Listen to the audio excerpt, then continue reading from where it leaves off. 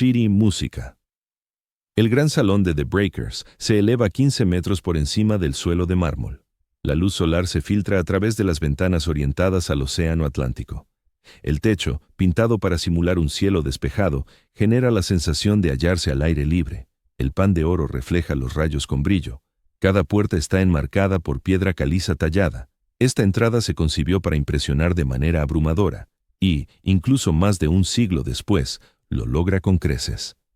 The Breakers forma parte de varios palacios erigidos por la familia Vanderbilt entre la década de 1880 y los primeros años del siglo XX.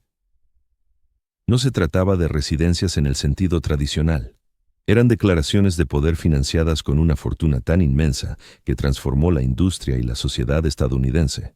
Los Vanderbilt levantaron residencias en Newport, en la Quinta Avenida de Manhattan, en el Valle del Hudson, en Long Island y en las profundidades de las montañas de Carolina del Norte. Cada finca encarnaba una distinta concepción de lo que la riqueza extrema podía generar. Algunas se destinaron a la rivalidad social, otras funcionaron como refugios ante esa misma competencia. En conjunto, conformaron un imperio arquitectónico que caracterizó la Edad Dorada. La mayoría de estos palacios han desaparecido, demolidos, divididos o convertidos en museos. Sin embargo, lo que perdura brinda una visión de un mundo en el que el dinero de una sola familia podía edificar estructuras comparables a las de la realeza europea, y en el que esa misma fortuna podía evaporarse por completo en apenas 3 generaciones. Esta es la historia de esas mansiones, de cómo se construyeron, por qué fueron relevantes, qué ocurría en su interior y qué les sucedió una vez que la riqueza que las originó se disipó. Si te interesan estas inmersiones profundas en la arquitectura de la Edad Dorada y las familias que erigieron estas propiedades, considera suscribirte y deja un comentario si tienes opiniones sobre la dinastía Vanderbilt. Empecemos por donde surgió la fortuna misma, con el hombre que la hizo realidad. El Comodoro y el Imperio Ferroviario. Cornelius Vanderbilt nació en 1794 en Staten Island. Su familia gestionaba un modesto servicio de transbordadores. Según relatos familiares, a los 16 años pidió prestado dinero a su madre y fundó su propio negocio de ferries. Esa elección, al parecer, inició la acumulación de lo que se convertiría en una de las mayores fortunas de Estados Unidos. Vanderbilt operó en el puerto de Nueva York durante décadas, ampliando de transbordadores a vapores. Comprendió un principio esencial sobre la geografía americana. El transporte generaba riqueza. Quien dominara el movimiento de personas y mercancías controlaba el poder económico. Persiguió ese dominio sin tregua. Para la década de 1840, Vanderbilt había forjado un considerable imperio naviero. Sus líneas de vapor unían Nueva York con California durante la fiebre del oro, por rutas a través de Nicaragua. Las ganancias fueron sustanciales, pero Vanderbilt vio que los ferrocarriles encarnaban el porvenir del transporte en América. En la década de 1860, ya septuagenario, reorientó su atención hacia los trenes. Empezó a adquirir compañías ferroviarias que conectaban Nueva York con el interior del país. El New York Central se convirtió en su principal activo. Integró líneas menores, suprimió ineficiencias y formó un sistema unificado que iba de Nueva York a Chicago. El Comodoro, como se le conocía, gozaba de fama por su dureza. Arruinó a rivales mediante guerras de precios y tácticas astutas. Su filosofía empresarial era clara: triunfar a toda costa, acaparar poder, maximizar beneficios. Los sentimientos no intervenían en sus resoluciones. Crónicas de la época lo retratan como tosco, franco e imponente. Al parecer, mostraba escaso interés por la sociedad o la cultura. Su obsesión se mantuvo en los negocios hasta su fallecimiento en 1877. Para entonces, diversas fuentes estiman que su patrimonio ascendía a unos $100 millones, equivalentes a varios miles de millones actuales. Eso lo convertía, según reportes, en la persona más rica de América. La visión del Comodoro sobre la familia era igual de pragmática. Tuvo varios hijos con su primera esposa. Parecía desconfiar de la mayoría, juzgándolos carentes de su empuje e ingenio. Al momento de repartir su herencia, legó la mayor parte a un solo hijo, William Henry Vanderbilt, al que consideraba el más apto para administrarla. Esa elección concentró una riqueza colosal en manos de una persona y preparó el terreno para todo lo que vendría después. Las mansiones, las aspiraciones sociales, las disputas familiares. Todo derivaba de esa fortuna acumulada y de cómo los hijos de William Henry acabarían partiéndola. El propio Comodoro vivió con relativa modestia pese a su opulencia. Conservó una casa en Manhattan, pero al parecer gastó poco en lujos o ostentación. Eso mudaría radicalmente con la generación siguiente. Su hijo y nietos emplearían la fortuna ferroviaria no solo para expandir el negocio, sino para algo que el Comodoro nunca buscó: la supremacía social a través de la grandeza arquitectónica. William Henry Vanderbilt, duplicando la fortuna al erigir palacios. William Henry Vanderbilt heredó el imperio paterno en 1877. Tenía 56 años y llevaba décadas laborando en el sector ferroviario, a menudo menospreciado por su padre por supuesta falta de ambición. El Comodoro se equivocó por completo. William Henry demostró una capacidad extraordinaria. Durante los siguientes 8 años, se dice que duplicó la fortuna familiar. Siguió unificando ferrocarriles, amplió las actividades y dirigió el imperio con una destreza que su padre no había previsto. Cuando falleció en 1885, diversas fuentes indican que el patrimonio había ascendido a unos $200 millones. Sin embargo, William Henry hizo algo que su progenitor jamás intentó: convertir el dinero en esplendor tangible. En 1880 encargó la edificación de una imponente residencia en la Quinta Avenida de Manhattan, número 6 Rottman 5. La propiedad abarcaba una manzana entera, entre las calles 51 y 52. Richard Morris Hunt fue el arquitecto responsable del proyecto. Hunt se había formado en la École des Beaux-Arts de París y aplicaba el legado arquitectónico europeo a sus clientes estadounidenses. La mansión que levantó para William Henry incluía un salón principal majestuoso, varios salones de recepciones, una galería de cuadros y espacios dedicados a la extensa colección de arte que éste había empezado a reunir. El gasto total rondó los varios millones. Por primera vez, el dinero de los Vanderbilt no solo se invertía en activos comerciales, sino en una exhibición residencial. Aquella casa proclamaba que la familia había trascendido la mera acumulación de riqueza para aspirar a cotas culturales y sociales elevadas. William Henry mandó construir una segunda mansión adyacente para sus hijas. No estaba levantando solo un hogar, sino consolidando la presencia familiar en la Quinta Avenida. Otras dinastías adineradas residían en la avenida, pero las propiedades Vanderbilt eran más amplias, costosas y conscientemente opulentas. Relatos de la época sugieren que el propio William Henry se sentía algo incómodo con tanta ostentación. Había madurado en el mundillo de los ferrocarriles, no en los salones de la alta sociedad. Aún así, parecía comprender que sus hijos, sobre todo los varones, requerirían un estatus social acorde a su poderío económico. Esas residencias representaban una apuesta por el lugar de la siguiente generación en la sociedad norteamericana. William Henry dejó 8 hijos con vida, 4 varones y 4 mujeres. Tras su repentina muerte en 1885, el legado se repartió entre ellos, con las porciones más cuantiosas destinadas aparentemente a sus hijos, Cornelius II y William K. Cada uno obtuvo decenas de millones de dólares. Cada uno emplearía esa herencia de modo distinto. La fragmentación de la fortuna de William Henry dio origen a diversas ramas de los Vanderbilt, todas con recursos inmensos pero con metas variopintas. Cornelius II, el mayor, se consideraba custodio de la honra y el rango familiar. William K. anhelaba la integración social y no escatimaba en gastos para obtenerla. George, el menor de los varones, se inclinaba por aficiones intelectuales y artísticas. Frederick prefería la discreción. Estas divergencias se materializarían en las mansiones que cada hermano erigió. Tales hogares no solo encarnarían la opulencia, sino también el carácter, las aspiraciones y el rol en la estructura familiar. La rivalidad entre ramas, especialmente entre Cornelius II y William K., influiría en la arquitectura de Newport y cristalizaría el derroche de la Edad Dorada en su apogeo. La Quinta Avenida había albergado a familias ricas previamente, pero nunca con tal magnitud. La impronta Vanderbilt convirtió la vía en un bulevar europeo jalonado de palacios. Otras estirpes, ya fuera por emulación o por desafío, empezaron a levantar sus propias moradas grandiosas en las proximidades. La pugna que se desataría con mayor intensidad en Newport tuvo su génesis en los alrededores de las primeras mansiones Vanderbilt. Quinta Avenida, el paseo de los Palacios Vanderbilt. Hacia finales de la década de 1880, el tramo de la Quinta Avenida entre las calles 51 y 58 se había convertido en feudo Vanderbilt. La residencia original de William Henry en el 645 de la Quinta Avenida servía de ancla a lo que pasaría a denominarse la hilera Vanderbilt. Su hijo Cornelius II construyó al lado. William K. lo hizo enfrente. La acumulación de caudal familiar en unas pocas manzanas urbanas era algo sin precedentes en Nueva York. La mansión de Cornelius II, en la esquina de la Quinta Avenida con la 57, costó más de $3 millones en su levantamiento.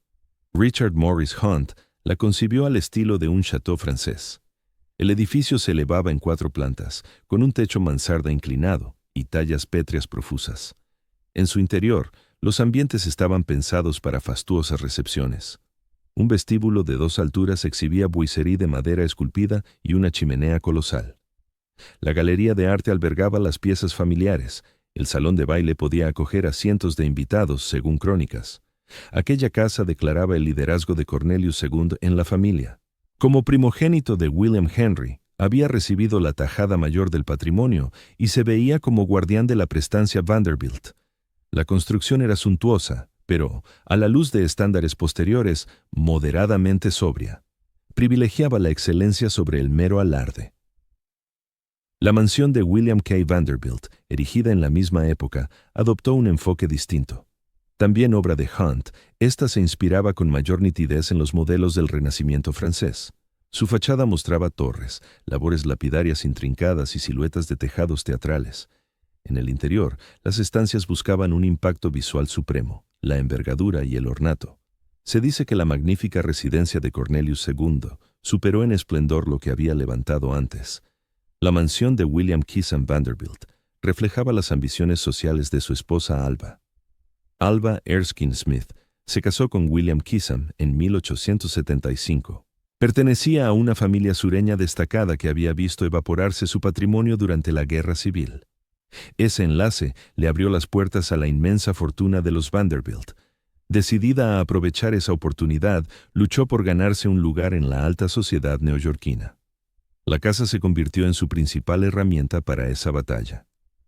En 1883, organizó un baile de disfraces en la propiedad que atrajo a más de 1000 invitados, según relatos. Ese acontecimiento se volvió mítico en los círculos sociales de Nueva York. Alva había logrado, mediante el diseño arquitectónico y los eventos, consolidar su estatus. La mansión cumplió así su misión. Estas residencias de la Quinta Avenida sentaron bases que se repetirían en Newport y otros sitios. La arquitectura como táctica social, con gastos desmesurados impulsados por rivalidades familiares. Richard Morris Hunt, como arquitecto de los Vanderbilt, adaptó la opulencia europea a entornos estadounidenses y, en el fondo, todo transmitía que no eran meras viviendas, sino declaraciones de poder, estatus y durabilidad. Los interiores de esas mansiones incorporaban materiales traídos de Europa: mármol italiano, paneles de madera franceses, tapices y cuadros comprados a linajes aristocráticos que liquidaban sus colecciones. Los Vanderbilt, en esencia, adquirían el legado cultural del viejo continente y lo instalaban en sus casas urbanas de Nueva York. Estas propiedades demandaban un personal numeroso para su cuidado. Se cuenta que docenas de sirvientes laboraban en cada una: mayordomos, lacayos, doncellas, cocineros, lavanderas. Eran como pequeñas fincas funcionando en pleno corazón de Manhattan.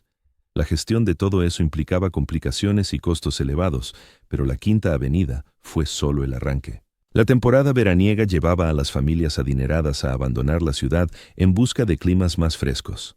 Newport, en Rhode Island, era entonces un pueblo vacacional discreto. Los Vanderbilt lo transformarían radicalmente, erigiendo casas de verano que hacían parecer comedidas a sus mansiones de la Quinta Avenida. Lo que ocurrió en Newport marcaría el culmen del exceso arquitectónico en la Edad Dorada.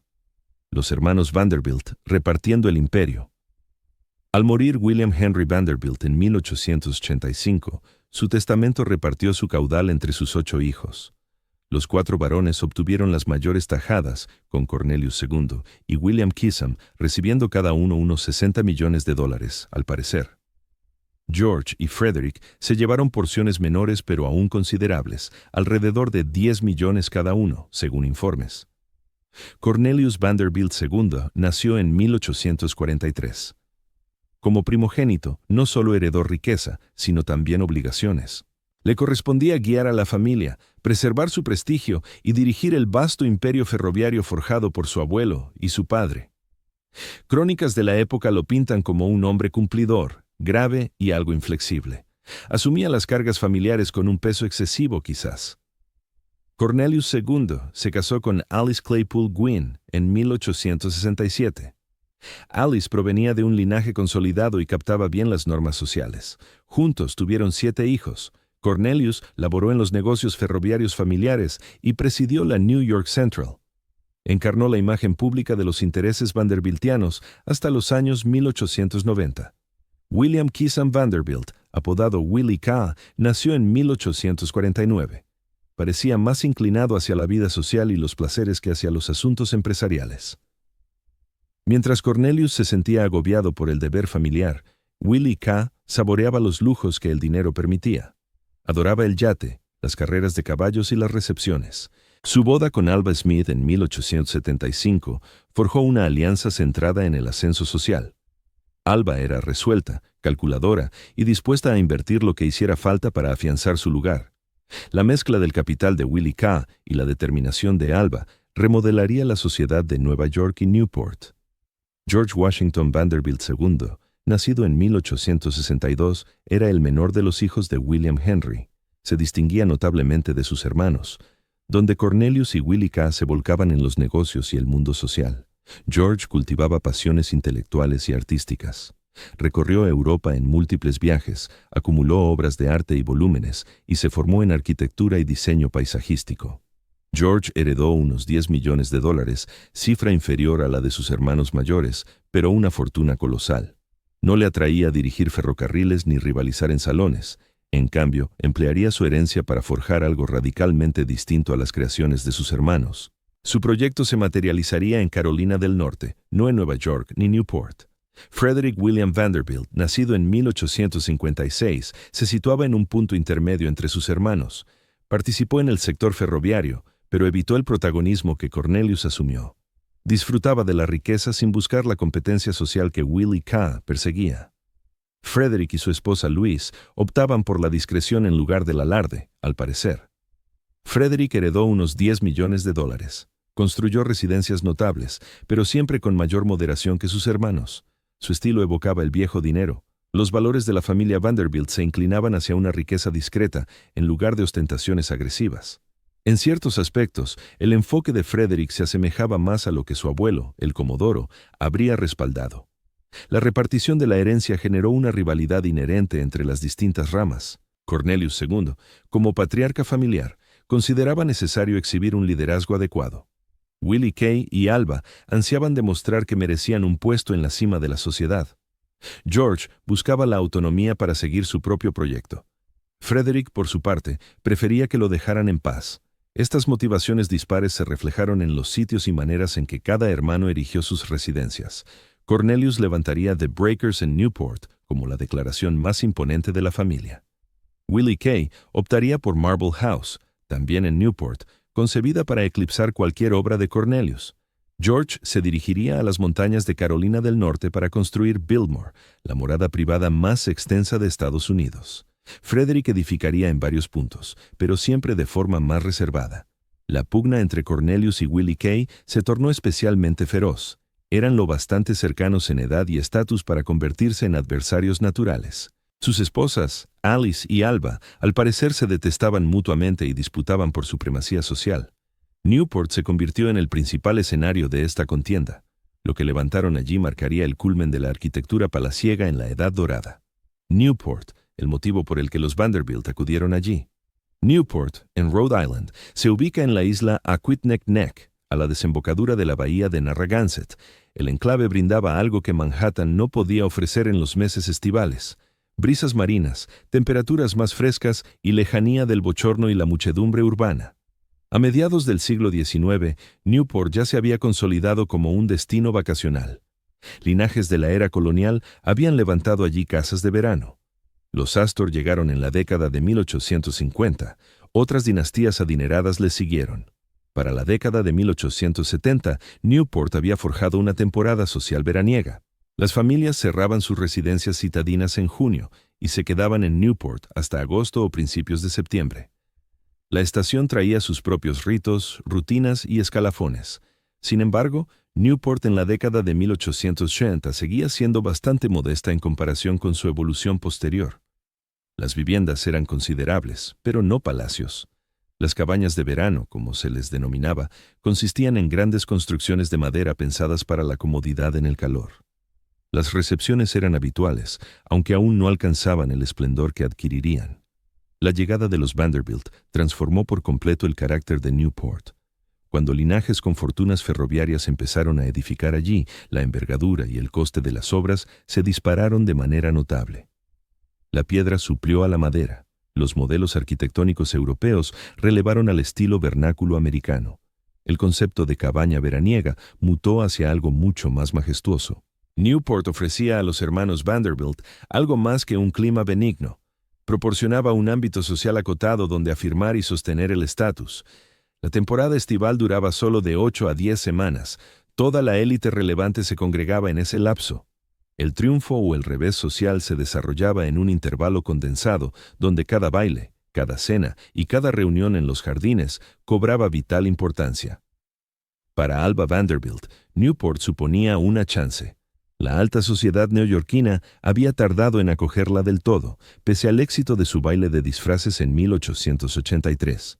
Pero Newport era más permeable.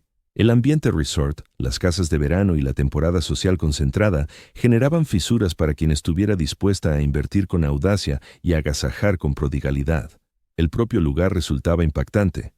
Ocean Avenue y Bellevue Avenue discurrían paralelas a la costa, con vistas espectaculares al Atlántico. Los terrenos allí alcanzaban precios exorbitantes. Las familias pudientes pujaban por las mejores parcelas, las panorámicas más sublimes y los accesos más grandiosos. La geografía importaba. La posición de tu casa en relación con las demás indicaba tu rango social. La sociedad de Newport en la década de 1890 se regía bajo la influencia de la señora Caroline Astor. Caroline Astor, esposa de William Backhouse Astor Jr., se había erigido como árbitro de lo socialmente admisible. Su visto bueno era crucial. Su rechazo podía arruinar aspiraciones sociales. Los Vanderbilt, a pesar de su opulencia, seguían siendo dinero reciente. Precisaban la validación de clanes como los Astor. Esta tensión generaba urgencia. La sola riqueza no bastaba. La casa idónea, las fiestas pertinentes y las alianzas sociales correctas debían converger. Newport se erigió como el sitio donde estos componentes podían fusionarse o desintegrarse. Para sagas como los Vanderbilt, alzar la mansión adecuada en el enclave preciso con el arquitecto oportuno se volvió una táctica imprescindible. La rivalidad que estallaría entre Cornelius II y Willie K. Vanderbilt remodelaría Newport de arriba a abajo. Su enemistad elevaría los presupuestos de obra y las audacias arquitectónicas a cotas que parecieron desmesuradas incluso para los cánones de la Edad Dorada. Otras familias, en un esfuerzo por no quedarse atrás o no parecer menguadas, erigirían sus propias residencias cada vez más suntuosas. A mediados de la década de 1890, Newport apenas conservaría rastro del recatado balneario que había sido apenas 10 años antes. Richard Morris Hunt, el arquitecto de Vanderbilt. Richard Morris Hunt nació en 1827 en Vermont. Su familia se desplazó a Europa durante su infancia.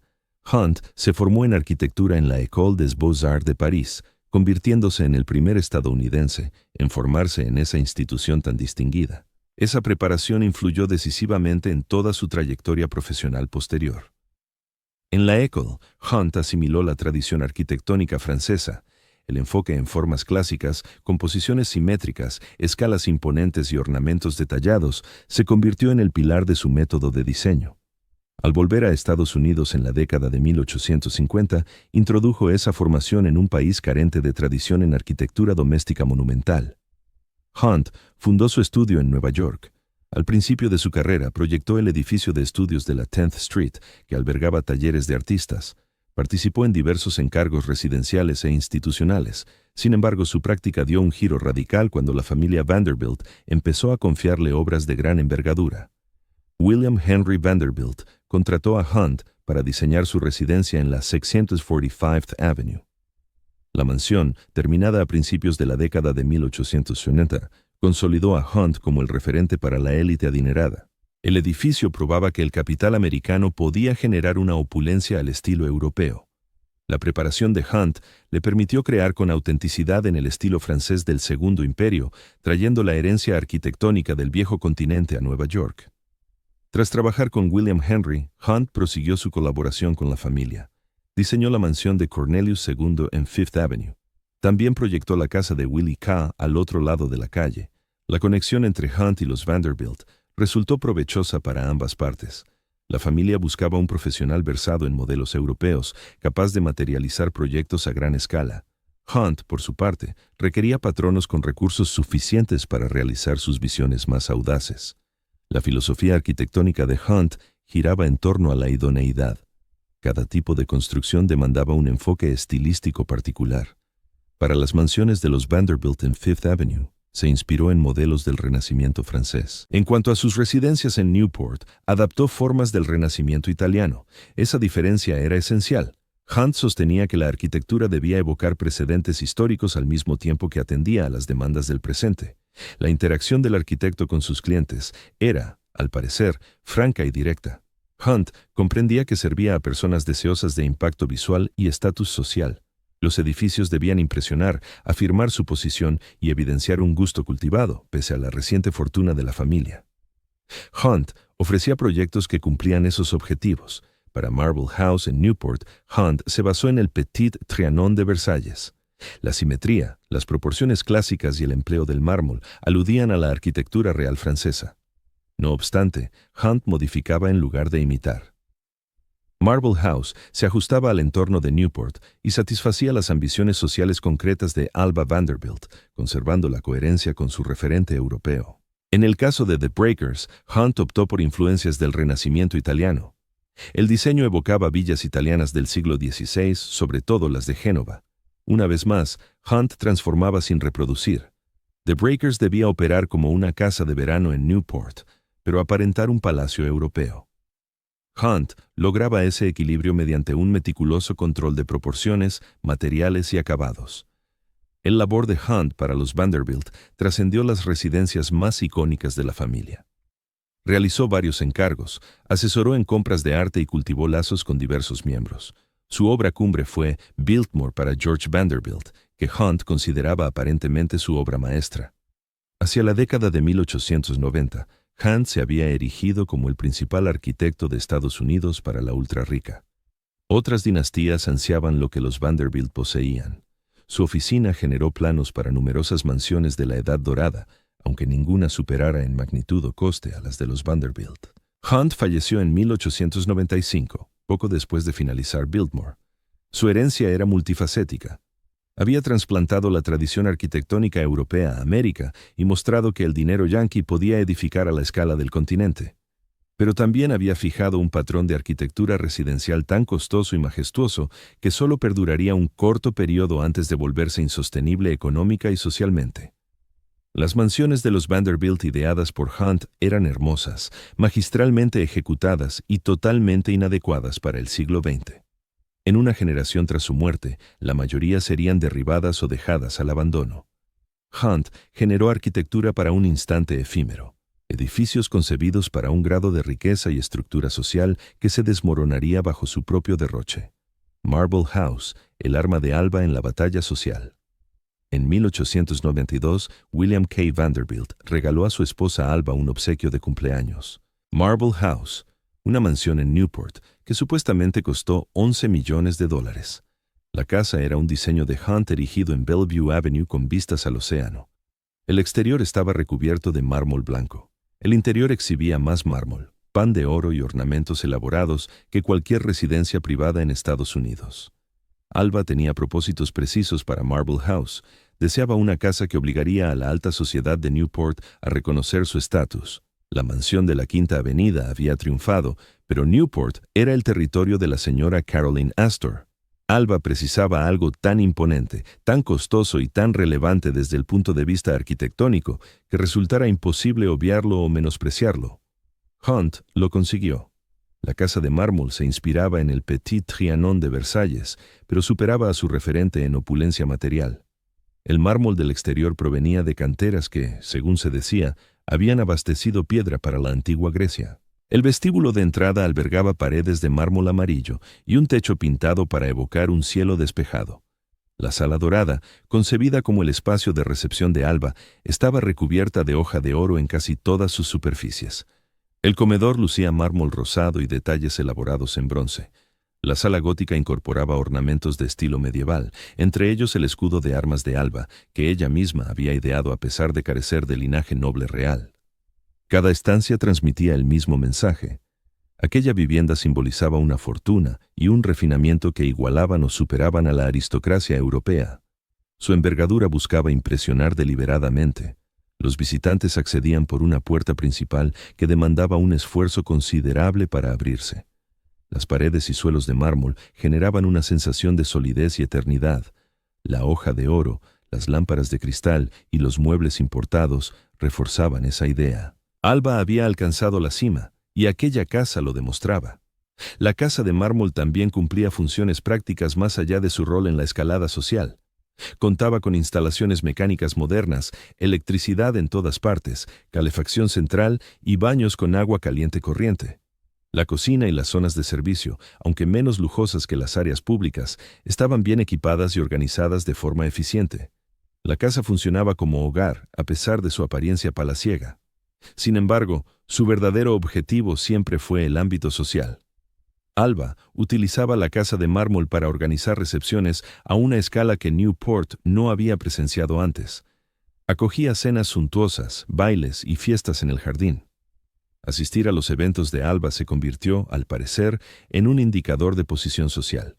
Rechazar una invitación implicaba o bien que no eras lo suficientemente relevante para recibirla, o que cometías la torpeza de desdeñar a la anfitriona más acaudalada de Newport. El precio de la casa de mármol asombró incluso a una sociedad habituada al despilfarro. Los 11 millones de dólares de la década de 1890 eran una cifra asombrosa. Esa cantidad habría podido erigir barrios enteros o establecer fundaciones. En su lugar, dio vida a una casa de verano empleada tal vez durante 8 semanas al año. El derroche era precisamente el propósito. Alba evidenciaba que la riqueza de los Vanderbilt operaba en una dimensión distinta a la de otras fortunas familiares. La casa de mármol también suponía un reto para Cornelius II. Como hijo mayor y patriarca de la familia, Cornelius había construido con solidez pero sin espectacularidad en Newport. Su cabaña anterior en el terreno que luego sería el lugar de los Breakers era considerable, aunque de madera como la mayoría de las residencias neportuenses de esa época. El palacio de mármol de Alba hacía que la casa de Cornelius pareciera insuficiente. La rivalidad entre Alba y Alice Vanderbilt, esposa de Cornelius II, llevaba años latente, según los informes. Ambas deseaban ser vistas como la esposa Vanderbilt preeminente. La casa de mármol otorgaba a Alba una ventaja notable. Alice y Cornelius tendrían que contraatacar. Deberían levantar algo que reafirmara la autoridad de Cornelius como jefe familiar y probara que su rama poseía una fortuna y un gusto superiores. Esa réplica llegaría en forma de los Breakers, pero antes de que Cornelius pudiera trazar su respuesta a la casa de mármol, el destino intervino. A finales de 1892, un incendio arrasó su cabaña existente en Newport. El fuego fue, al parecer, accidental, provocado por un horno defectuoso o una falla eléctrica. Nadie resultó gravemente herido, pero la casa quedó destruida. Ese siniestro le brindó a Cornelius tanto una excusa como la chance de edificar algo mucho más grandioso de lo que había previsto inicialmente.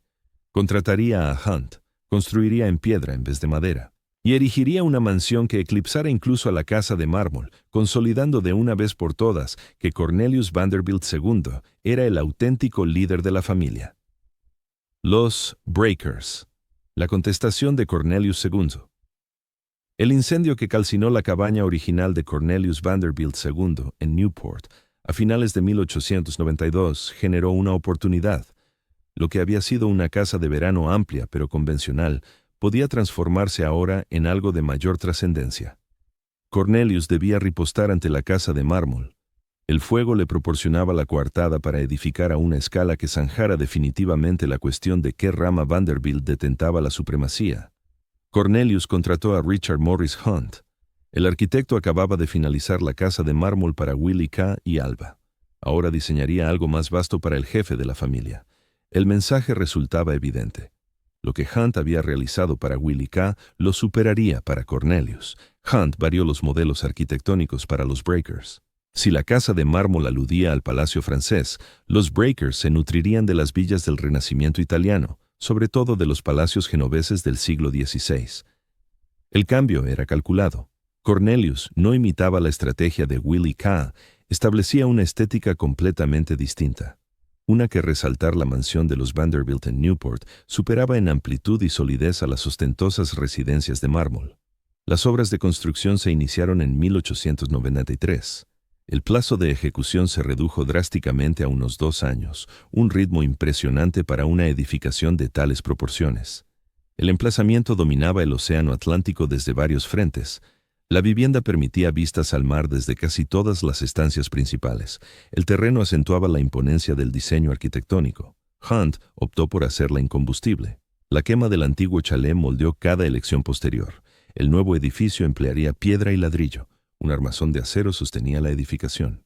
La madera se limitó al mínimo en la obra. Incluso los ornamentos incorporaron materiales resistentes al fuego en la medida de lo posible. Cornelius estaba resuelto a que ningún percance arrasara esta morada. Sus dimensiones eclipsaban todo lo erigido antes en Newport. Se dice que albergaba 70 dependencias distribuidas en varios niveles. La base era colosal. 4 plantas se elevaban sobre el suelo, más sótanos para el servicio. Cada medida buscaba impactar y abrumar. Hunt reclutó artesanos italianos para los acabados decorativos. El grado de minuciosidad demandaba expertise no común en Estados Unidos. Los maestros italianos tallaron la piedra, elaboraron yeserías y colocaron mármol por doquier en la casa. Los obreros residían en el lugar durante las obras, formando una aldea provisional volcada en levantar el palacio de Cornelius. Los suministros provenían de los 4 rincones del globo: mármol de Italia, alabastro de África, maderas exóticas de diversos continentes. La adquisición de recursos era sin precedentes. Barcos traían piezas que se llevaban al terreno y montaban equipos especializados. La organización logística resultaba intrincada y costosa.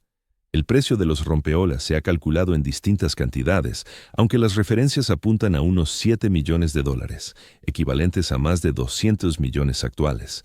Eso la convertía en una de las viviendas particulares más caras jamás levantadas en América. Cornelius gastaba más que en las casas de mármol, cuyo coste se estimaba en 11 millones al considerar el metro cuadrado y las dificultades técnicas. El gran salón, que se extendía a lo largo de toda la altura de la casa, se erigió como el eje central de la arquitectura. Los invitados accedían de inmediato a este ámbito, impactados por su vastedad y esplendor. El techo se perdía en las alturas, piedra caliza esculpida rodeaba el espacio, varios accesos conectaban con otras zonas clave. El salón servía de vestíbulo y manifiesto a un tiempo. De entrada, se comprendía a quién pertenecía la casa y qué simbolizaba. Más allá del gran salón, Hunt concibió una sucesión de salones refinados: la sala de música, el salón de mañana, el comedor, cada uno concebido para usos precisos y con estilos visuales únicos. Ninguna habitación repetía la ornamentación, cada una resaltaba facetas distintas de la opulencia y el refinamiento. El impacto conjunto resultaba arrollador. El comedor podía acomodar cómodamente a decenas de comensales. La mesa, las sillas, los armarios empotrados, todo se ideó a medida para ese recinto. Destacaban columnas de alabastro y un techo profusamente adornado. Grandes ventanales ofrecían panoramas marinos. El ámbito proclamaba que las recepciones en los rompeolas se desarrollaban a una escala que pocas residencias igualaban. Los rompeolas se inauguraron en 1895. Cornelius y Alice lo ocuparon de inmediato para la temporada veraniega. La casa cumplió su objetivo antes de recibir al primer visitante. Todo Newport captó el mensaje de los rompeolas. Cornelius Vanderbilt II había levantado la mansión más grandiosa de Estados Unidos. La pugna con Willie K. quedaba zanjada. Marble House era espléndida, pero los rompeolas reinaba suprema. Vida en los palacios de Newport. La temporada estival. La temporada de verano en Newport solía extenderse desde finales de junio hasta agosto, a veces hasta principios de septiembre. En esas semanas, las familias adineradas cerraban sus domicilios urbanos y trasladaban todo el séquito a sus propiedades veraniegas. El cambio implicaba una logística formidable. Personal, mobiliario, vestimenta, provisiones, todo debía moverse. El chalet estival demandaba una plantilla completa pese a usarse solo unas pocas semanas al año. Los rompeolas precisaban, según relatos, entre 30 y 40 empleados en temporada: mayordomos, lacayos, doncellas, cocineros, lavanderas, jardineros, cocheros, cada uno con roles definidos y dentro de una jerarquía estricta. La casa operaba como un pequeño feudo con toda la complejidad que ello conllevaba. La rutina cotidiana en residencias como los Rompeolas y Marble House seguía pautas consolidadas. Las mañanas eran más reservadas, los miembros de la familia desayunaban en sus aposentos o en comedores menores. A media mañana surgían ocupaciones variadas. La playa, aunque no para baños victorianos, servía para paseos y encuentros sociales. La tarde traía eventos más organizados. Las fiestas en el césped se convirtieron en hitos sociales. Alba Vanderbilt era famosa por sus fastuosos ágapes al aire libre en Marble House. Mesas dispuestas en el jardín, con músicos interpretando música de fondo flotaba en el aire, con cientos de invitados ataviados con trajes formales, a pesar del entorno al aire libre. Estos actos combinaban exhibición y contactos sociales. La posición en la sociedad se consolidaba y preservaba mediante un esmerado control sobre la lista de asistentes, los asientos asignados y las conversaciones mantenidas. Las cenas constituían el eje central de la vida social. En los Breakers, Alice Vanderbilt organizaba lujosas cenas varias veces por semana a lo largo de la temporada. El comedor, con su alabastro y una mesa extensa, albergaba reuniones numerosas, con múltiples platos que demandaban porcelana, plata y cristal específicos. El servicio lo realizaban lacayos capacitados que seguían protocolos estrictos. Tales banquetes podían prolongarse durante horas. La pugna entre Alice y Alba se manifestaba en parte a través de estas veladas. Ambas damas organizaban eventos con frecuencia. Ambas invertían sumas exorbitantes. Ambas vigilaban de cerca las invitaciones. Recibir una para cenar en los Breakers o en la Marble House era un honor relevante. Asistir a ambas en una misma temporada subrayaba tu relevancia en la élite de Newport. La rivalidad se extendía, según se dice, a los pormenores más nimios. Si Alba presentaba un postre de especial refinamiento, Alice debía superarlo en su siguiente cena. Si Alice recibía a un aristócrata europeo de visita, Alba tenía que invitar a alguien de mayor alcurnia. La contienda era incesante, agotadora y, al parecer, tratada con suma seriedad por ambas. Más allá de las cenas privadas, la temporada en Newport abarcaba bailes. Estos festejos mayores exigían preparativos aún más amplios. Las diversas salas de recepción de los Breakers podían acoger a multitud de invitados. Melodías, danzas, adornos florales opulentos y champán que corría sin cesar. Los bailes se extendían hasta altas horas de la madrugada y se comentaban durante semanas. Triunfar como anfitrión de un baile podía afianzar o elevar la estatus social por toda una temporada. Las ocupaciones de los hombres variaban en cierto modo respecto a las de las mujeres. El yachting era el núcleo de la esfera social masculina en Newport. Willie K. Vanderbilt se involucraba de forma notable en las regatas de Yates. El New York Yacht Club tenía una presencia firme en Newport. Los caballeros dedicaban las mañanas y tardes en el mar, compitiendo o confraternizando en sus embarcaciones para volver a tiempo de las soirées nocturnas. El nivel de opulencia necesario para sostener este modo de vida era asombroso. Las propias mansiones costaban millones. Mantenerlas en marcha solo unas semanas al año generaba gastos continuos y elevados. Sueldos del personal, reparaciones, costos de hospitalidad, todo se acumulaba. Linajes como los Vanderbilt dilapidaban fortunas solo para habitar temporalmente estas residencias y rivalizar en el ámbito social. Sin embargo, los palacios de Newport simbolizaban algo que trascendía la mera emulación familiar. Representaban el culmen de una concepción singular de la riqueza estadounidense. La noción de que las fortunas industriales podían forjar una aristocracia perdurable. De que el dinero no solo adquiría propiedades, sino también un estatus social que perduraría por generaciones. Newport en la década de 1890 encarnaba esa visión en su fase más suntuosa y a la vez más vulnerable. Estas mansiones demandaban una estructura social más amplia para operar. Sin los ritmos estacionales, sin las jerarquías consolidadas, sin una extensa clase de sirvientes dispuestos a servir a estas familias, los palacios no podrían funcionar como se pretendía.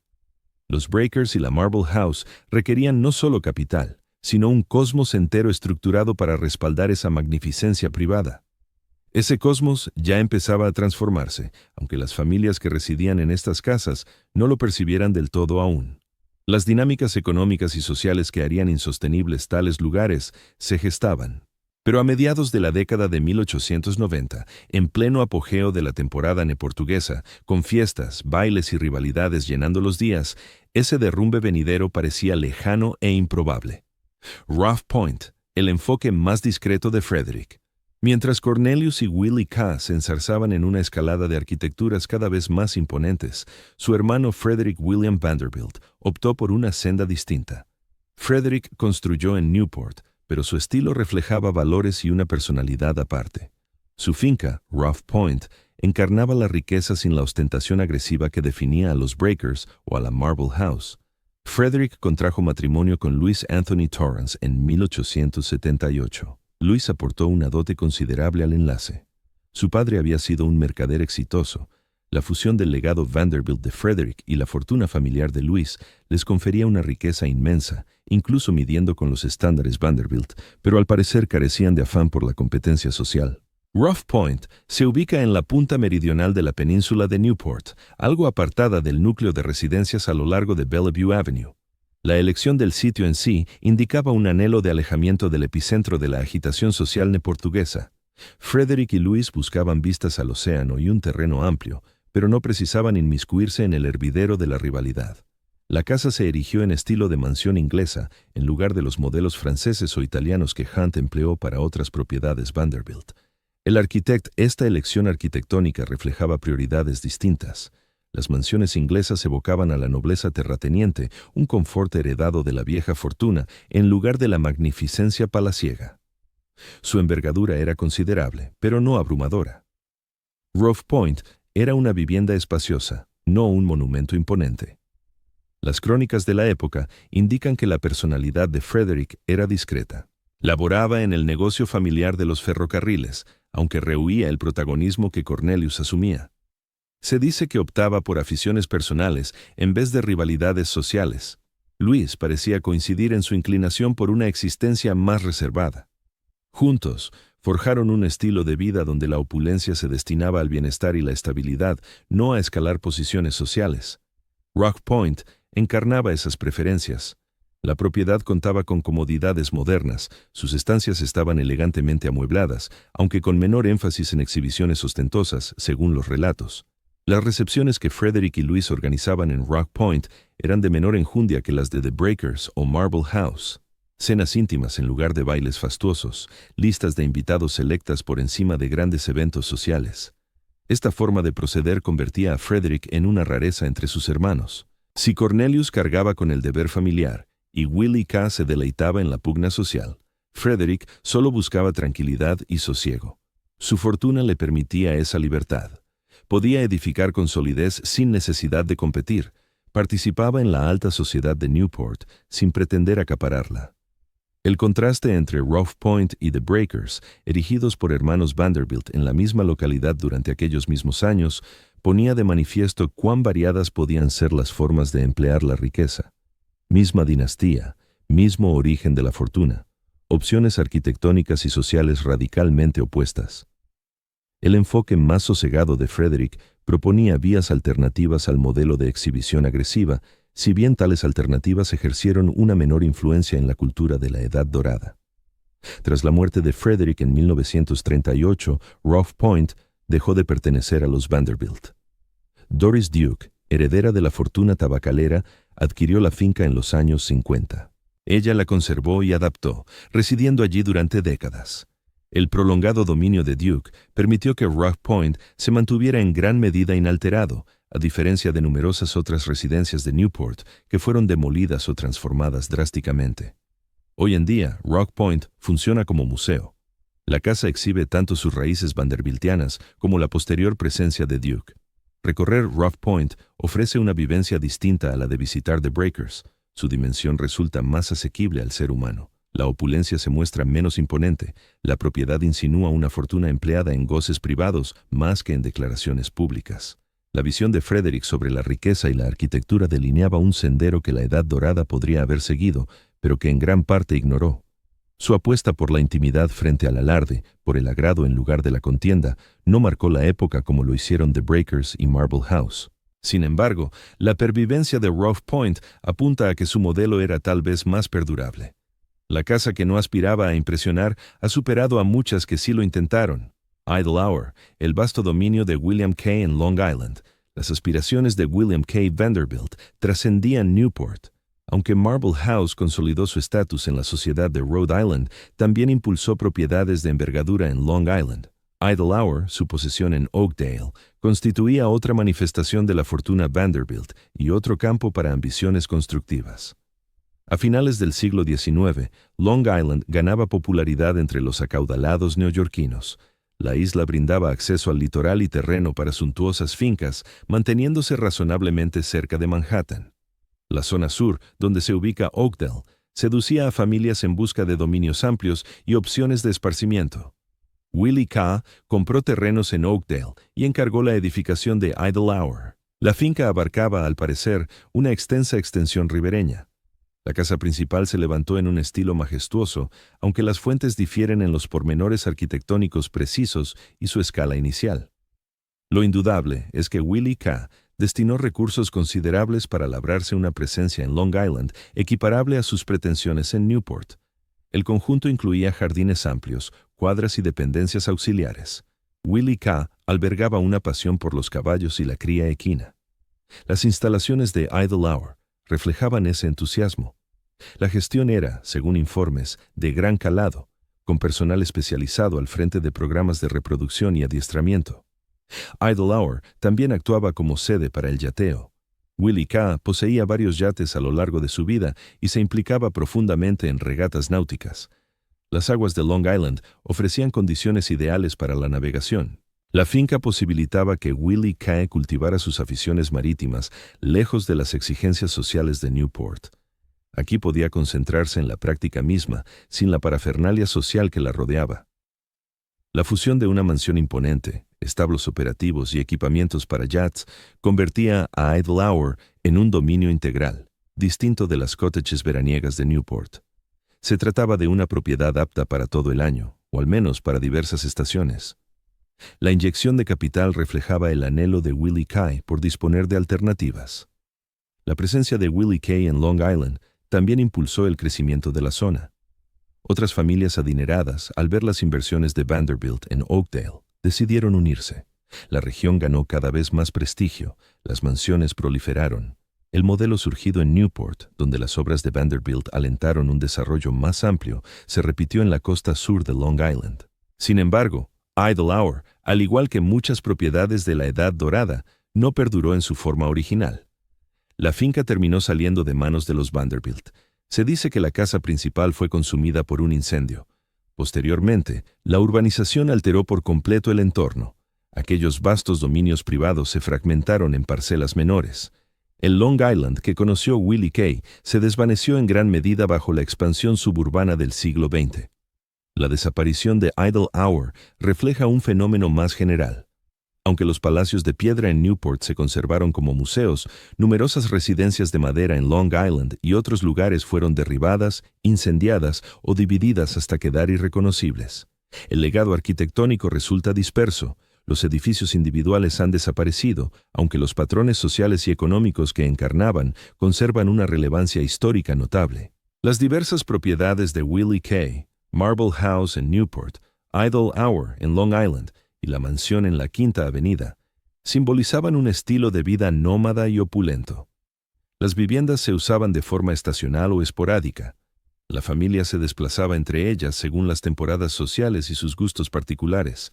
Esa movilidad demandaba recursos inmensos. Cada inmueble requería cuidado continuo, personal de servicio y respaldo económico constante, independientemente de si la familia residía allí o no. Ese modo de vida epitomizaba la riqueza de la Edad Dorada en su apogeo. La capacidad para sostener varias residencias elaboradas, cada una con funciones específicas, evidenciaba unos medios que superaban con creces lo poseído por generaciones estadounidenses previas. El vasto imperio inmobiliario de Willie K. mostraba cuán lejos había llegado la fortuna Vanderbilt desde la existencia doméstica más modesta del comodoro apenas unas décadas antes. George Vanderbilt, el hermano erudito. George Washington Vanderbilt II, nacido en 1862, fue el menor de los hijos de William Henry Vanderbilt. Cuando George alcanzó la mayoría de edad, el esquema de la riqueza y el comportamiento Vanderbilt ya estaba firmemente asentado. Sus hermanos mayores rivalizaban en los negocios y en la alta sociedad.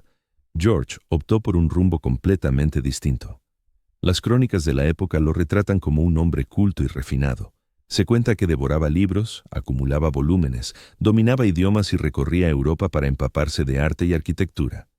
Mientras sus hermanos se centraban en los ferrocarriles y en su estatus social, George se inclinaba por el saber y el gusto estético. George no contrajo matrimonio hasta edad avanzada. Siguió fiel a su madre tras la muerte de su padre en 1885. La herencia que obtuvo, en torno a los $10 millones, era considerable, aunque inferior a la de Cornelius II y Willie Kay. Al parecer, George no se inquietaba por ello. No tenía apetito por rivalizar con sus hermanos en sus condiciones. Europa le atraía de manera especial. Pasó largas temporadas viajando, recorriendo museos, asistiendo a eventos culturales y examinando construcciones arquitectónicas. Adquirió obras de arte con seriedad, formando una colección que denotaba un gusto sofisticado más que un mero capricho coleccionista. George buscaba piezas hermosas y de valor histórico, no solo costosas. Su afición se extendió a los libros. Reunió una de las bibliotecas privadas más destacadas de Estados Unidos, con miles de ejemplares que abarcaban diversas materias e idiomas. Esa colección reflejaba una curiosidad intelectual auténtica. George leía con profusión en sus fondos, en lugar de conservarlos solo como ornamento. No obstante, George también comprendía el arte de la arquitectura y el diseño paisajístico. Sus periplos europeos le mostraron grandes fincas, jardines formales y entornos modelados con esmero. Analizó cómo la élite del viejo continente forjaba espacios que unían elegancia, utilidad y durabilidad. Esas experiencias dejarían una huella profunda en lo que terminaría construyendo. A finales de la década de 1880, George empezó a buscar terrenos donde erigir su propia hacienda. No le seducía la rivalidad social de Newport ni las limitaciones urbanas de Nueva York. Anhelaba amplitud, aislamiento y esplendor natural. Su búsqueda lo llevó a las montañas del oeste de Carolina del Norte. Asheville en los años 80 del 19 era un pueblo montañoso modesto, famoso sobre todo por su clima. La zona atraía a personas en busca de curas para la tuberculosis y otras dolencias respiratorias. La altitud y la pureza del aire se reputaban saludables, pero el lugar era remoto, poco desarrollado y distante de los grandes núcleos poblacionales. George visitó Asheville en 1888 junto a su madre, según se relata. El paisaje montano lo cautivó de inmediato. Allí había vasto terreno para algo sin precedentes. Allí reinaba una belleza que no exigía grandes transformaciones. Allí imperaba un retiro que salvaguardaría la intimidad que tanto apreciaba. George inició las adquisiciones de suelo. La magnitud de esas compras fue asombrosa. George Vanderbilt reunió hábilmente unos 125,000 acres en las montañas cercanas a Asheville. Esta adquisición formó, en esencia, un reino particular. En ese dominio, George tenía libertad para edificar y embellecer el terreno tal como lo imaginaba, sin preocuparse por vecinos o juicios ajenos. La concepción de George para lo que se convertiría en Biltmore se apartaba por completo de las realizaciones de sus hermanos. The Breakers y Marble House buscaban deslumbrar a la alta sociedad, acoger fiestas y afirmar estatus social. George perseguía otra meta. Deseaba una morada que encarnara sus pasiones por la arquitectura, el arte y el paisajismo. Anhelaba una finca operativa que ilustrara conceptos innovadores en silvicultura y manejo territorial. Quería fusionar hermosura y erudición con utilidad práctica. El empeño que George estaba a punto de iniciar se transformaría en la residencia privada más extensa jamás erigida en Estados Unidos. Sin embargo, representaría también la manifestación más íntima de la opulencia Vanderbilt. Mientras sus hermanos construían para rivalizar y presumir, George erigía para cumplir su propia idea de lo que la fortuna podía generar. Esa distinción se notaría en cada detalle del diseño y el funcionamiento de Biltmore. La edificación de Biltmore, la morada privada más grande de América. George Vanderbilt contrató a Richard Morris Hunt para concebir Biltmore. Hunt, tras colaborar con los hermanos de George en sus obras, captaba las demandas y el potencial Vanderbilt. No obstante, la encomienda de George divergía de The Breakers o Marble House. George ansiaba un auténtico chateau, no una cabaña veraniega. Pretendía una vivienda apta para todo el año como hogar real, no un escaparate estacional. Hunt se inspiró en los châteaux del Valle del Loira en Francia, sobre todo en el Château de Chenonceau. El estilo era renacentista francés, con énfasis en la simetría, tejados intrincados y una integración armónica entre la edificación y el entorno natural. La magnitud resultaría sin precedentes. Hunt proyectó una mansión con supuestamente 250 dependencias distribuidas en varios pisos. Las obras arrancaron en 1889. El plazo se prolongó hasta 6 años, mucho más allá del ritmo acelerado de The Breakers. Pero los obstáculos de Biltmore superaban con creces los de Newport. El emplazamiento era aislado, los suministros debían acarrearse desde lejos, la mano de obra requería reclutamiento y alojamiento. Era preciso instaurar toda una red de servicios antes de que la casa pudiera elevarse. George incorporó a Frederick Law Olmsted para trazar los jardines y accesos. Olmsted, el paisajista más destacado de América, responsable de Central Park en Nueva York y otros proyectos clave, ideó para Biltmore un paisaje artificial de escala insólita. El camino de llegada serpenteaba por bosques meticulosamente ordenados. Las perspectivas se orquestaban con precisión. La casa se desvelaba poco a poco, potenciando su efecto teatral. La obra demandó recursos colosales. Se tendió una vía férrea secundaria para transportar materiales al lugar. Se montó una fábrica de ladrillos para elaborar los necesarios en la casa y las dependencias de la finca. Un taller de carpintería fabricaba piezas a medida. Cientos de obreros residían en un pueblo que George levantó ad hoc para albergar a los equipos de construcción y al personal de la propiedad. La casa ascendió con lentitud pero firmeza. Estructuras de acero sustentaban el edificio. Piedra caliza revestía el exterior. La cubierta se impermeabilizó con pizarra. Cada elemento se escogió por su resistencia y encanto. George pretendía una construcción perdurable por siglos, un verdadero asiento ancestral al estilo de las posesiones europeas que había examinado. Los espacios interiores recibieron idéntico esmero. Un vasto vestíbulo de entrada se extendía por varios niveles. La escalinata principal exhibía tallas complejas. La biblioteca, destinada a la colección de libros de George, incluía pisos múltiples y millares de pies lineales de estanterías. El salón de banquetes permitía cenas formales amplias. Cada estancia cumplía roles concretos al tiempo que enriquecía la estética global de la casa. George implantó avances modernos en todas partes. Electricidad generada por la propia planta de la finca, calefacción central, aseos interiores con agua caliente corriente, un sistema avanzado contra incendios, redes de comunicación que unían las distintas zonas de la vivienda. Biltmore fusionaba tecnología puntera con su aire de chateau. Además, albergaba recintos poco usuales en residencias americanas, una piscina en el sótano, un carril de bolos, un gimnasio, patios con palmeras y vegetación exótica. Tales añadidos reflejaban la formación europea de George y su afán por forjar una finca autosuficiente donde una familia pudiera habitar a gusto en cualquier estación o clima. El coste estimado varía según las fuentes, pero se indica que las obras ascendieron a unos $6 millones, lo que equivale a más de 150 millones en valores actuales. Eso convirtió a Biltmore en una de las residencias privadas más costosas jamás levantadas. Pero George no edificaba por emulación social. Estaba forjando un hogar perdurable y una finca productiva que evidenciara enfoques vanguardistas en el cuidado de la tierra.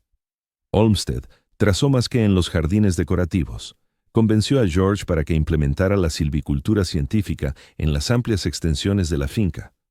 Los bosques se administrarían de forma sostenible, con talas selectivas y repoblaciones metódicas. Este método resultaba innovador para Estados Unidos. Olmsted incorporó a G. Ford Pinchot, quien más tarde se convertiría en el primer jefe del Servicio Forestal de E.E.U. para supervisar el programa forestal. La finca operaba como una organización compleja. Las granjas suministraban alimentos, las lecherías elaboraban leche y queso, un extenso sistema de invernaderos cultivaba plantas y flores durante todo el año. La gestión forestal abarcaba miles de acres. Un pueblo albergaba a los trabajadores y sus familias. Biltmore funcionaba de manera similar a una hacienda feudal de la Europa medieval. Una unidad económica mayormente autosuficiente bajo el control de una sola familia. Biltmore abrió sus puertas en 1895, aunque las obras en diversos proyectos de la finca prosiguieron durante años después. George había forjado algo singular en la arquitectura estadounidense. No se trataba de una cabaña veraniega ni de un palacio citadino, sino de una auténtica propiedad rural a escala europea, adaptada a las realidades americanas. La mansión ilustraba que la fortuna de los Vanderbilt podía generar durabilidad y esplendor, más allá de meras exhibiciones efímeras. En el interior de Biltmore, un reino autosuficiente. Biltmore actuaba menos como una vivienda y más como una operación integral de finca. La visión de George Vanderbilt trascendía la magnificencia arquitectónica para conformar una propiedad operativa que exhibiera una gestión avanzada del terreno y alcanzara un alto grado de autosuficiencia. Las actividades cotidianas involucraban a cientos de personas y se extendían por miles de acres. El programa forestal representaba el núcleo de la idea de George. Bajo la guía de G. Ford Pinchot, la finca aplicó prácticas de silvicultura científica prácticamente inéditas en América por entonces. Los árboles se cortaban de forma selectiva, en lugar de talas totales. Los planes de replantación garantizaban la regeneración boscosa. El objetivo consistía en bosques de rendimiento sostenible que ofrecieran madera de manera indefinida, al tiempo que preservaban la salud ecológica. El método suponía una revolución. La silvicultura estadounidense de los años 1890 solía implicar la extracción de todo lo valioso y el abandono posterior. La disposición de George a invertir en la gestión forestal a largo plazo reflejaba tanto sus inclinaciones intelectuales como su convicción de que Biltmore perduraría en manos familiares por generaciones. Construía para la eternidad, no para ganancias inmediatas. La finca regentaba varias explotaciones agrícolas. Las operaciones lecheras producían leche, mantequilla y queso. Los huertos de verduras aportaban cosechas frescas, los frutales generaban frutas. La ganadería incluía vacas, cerdos y aves. El propósito era lograr la máxima autosuficiencia en Biltmore. La casa y su personal podían alimentarse en gran medida con los productos de la finca. Este grado de independencia demandaba una infraestructura considerable. Establos, almacenes, edificios de procesamiento, todo debía erigirse y conservarse. Las granjas contaban con equipos numerosos. Especialistas dirigían las distintas labores. La envergadura se asemejaba más a la de un pueblo modesto que a una residencia privada. El pueblo de la finca acogía a los empleados y sus allegados. George erigió viviendas, una escuela, una iglesia y otros servicios esenciales. El pueblo operaba como una urbe empresarial, donde la finca ofrecía alojamiento, puestos de trabajo y atenciones a cambio de mano de obra. El sistema se consideraba más avanzado que muchos pueblos industriales de la época, aunque aún establecía una relación jerárquica entre la familia Vanderbilt y sus subordinados. En la casa principal, la rutina diaria reflejaba los gustos eruditos de George. La biblioteca era su refugio particular principal. Pasaba allí horas significativas, leyendo, epistando y organizando sus fondos. La colección de libros alcanzó eventualmente más de 20,000 volúmenes. Se dice que George conocía a fondo su biblioteca y la consultaba con asiduidad. La mansión también cumplía roles sociales. George contrajo matrimonio con Edith Stayson Dresser en 1898. Edith provenía de una familia distinguida y comprendía las normas sociales, si bien parecía compartir la inclinación de George por la intimidad en detrimento de un ajetreo social intenso.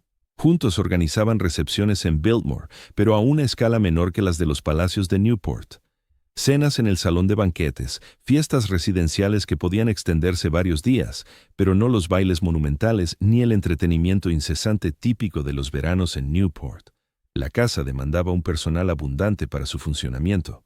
Las fuentes indican que unos 80 empleados servían en Biltmore durante los años de mayor apogeo. Mayordomos, lacayos, doncellas, cocineros, lavanderas. Solo el equipo de cocina contaba con varios miembros. La magnitud de la gestión doméstica rivalizaba con la de las mansiones más ostentosas, pese al carácter más reservado de Biltmore. Los sistemas mecánicos precisaban cuidados especializados. La planta generadora de electricidad requería vigilancia permanente. El sistema de calefacción atendía a una edificación de dimensiones sin precedentes. Las instalaciones hidráulicas eran intrincadas. George contrató ingenieros y mecánicos dedicados a preservar estos adelantos modernos. Los terrenos demandaban atención ininterrumpida, las tierras diseñadas por Olmsted, las capas requerían un mantenimiento incesante, los jardines debían sembrarse, cuidarse y recolectarse según las estaciones del año. Las actividades en el invernadero resultaban especialmente complicadas, ya que exigían conocimientos expertos para conservar plantas tropicales en un entorno montañoso. El personal del invernadero laboraba todo el año para generar vegetación y flores destinadas a la mansión y los jardines. El método de George en la gestión de la finca reflejaba su formación y principios. Parece que mostraba un interés auténtico por las técnicas agrícolas y forestales innovadoras. Mantenía correspondencia con especialistas, devoraba lecturas sobre administración de tierras e impulsaba investigaciones en prácticas ecológicas duraderas. Biltmore funcionaba en parte como un ensayo sobre cómo las grandes propiedades podían gestionarse de forma responsable, en lugar de meramente explotadora. La finca también actuaba como una especie de centro cultural. La colección de arte de George, expuesta por toda la casa, competía con las reservas de un museo. La biblioteca era tan relevante que, de vez en cuando, académicos acudían para examinar tomos raros. La propia edificación, obra maestra de Hunt, poseía un valor arquitectónico que trascendía el uso privado de la familia Vanderbilt. Sin embargo, Biltmore también ponía de manifiesto los límites de incluso la visión más avanzada de la Edad Dorada. La propiedad demandaba gastos continuos descomunales. La autosuficiencia era solo parcial, no total. Las comodidades modernas y las labores de la finca devoraban recursos sin parar. Toda la estructura se sustentaba en la fortuna de los Vanderbilt, que debía prolongarse indefinidamente para cubrir los costes operativos. George, al parecer, era consciente de estos obstáculos. Abordaba la administración de la finca con seriedad, comprendía las necesidades económicas y se esforzaba por hacer de Biltmore algo lo más viable posible. Pero la economía subyacente resultaba intimidante. Una vivienda con 250 habitaciones, un amplio equipo de servicio, miles de acres por preservar. Todo ello precisaba un capital que la mayoría de las familias, incluso las adineradas, no podían mantener de por vida. Biltmore encarnaba la expresión más íntima de George Vanderbilt sobre lo que la riqueza podía generar.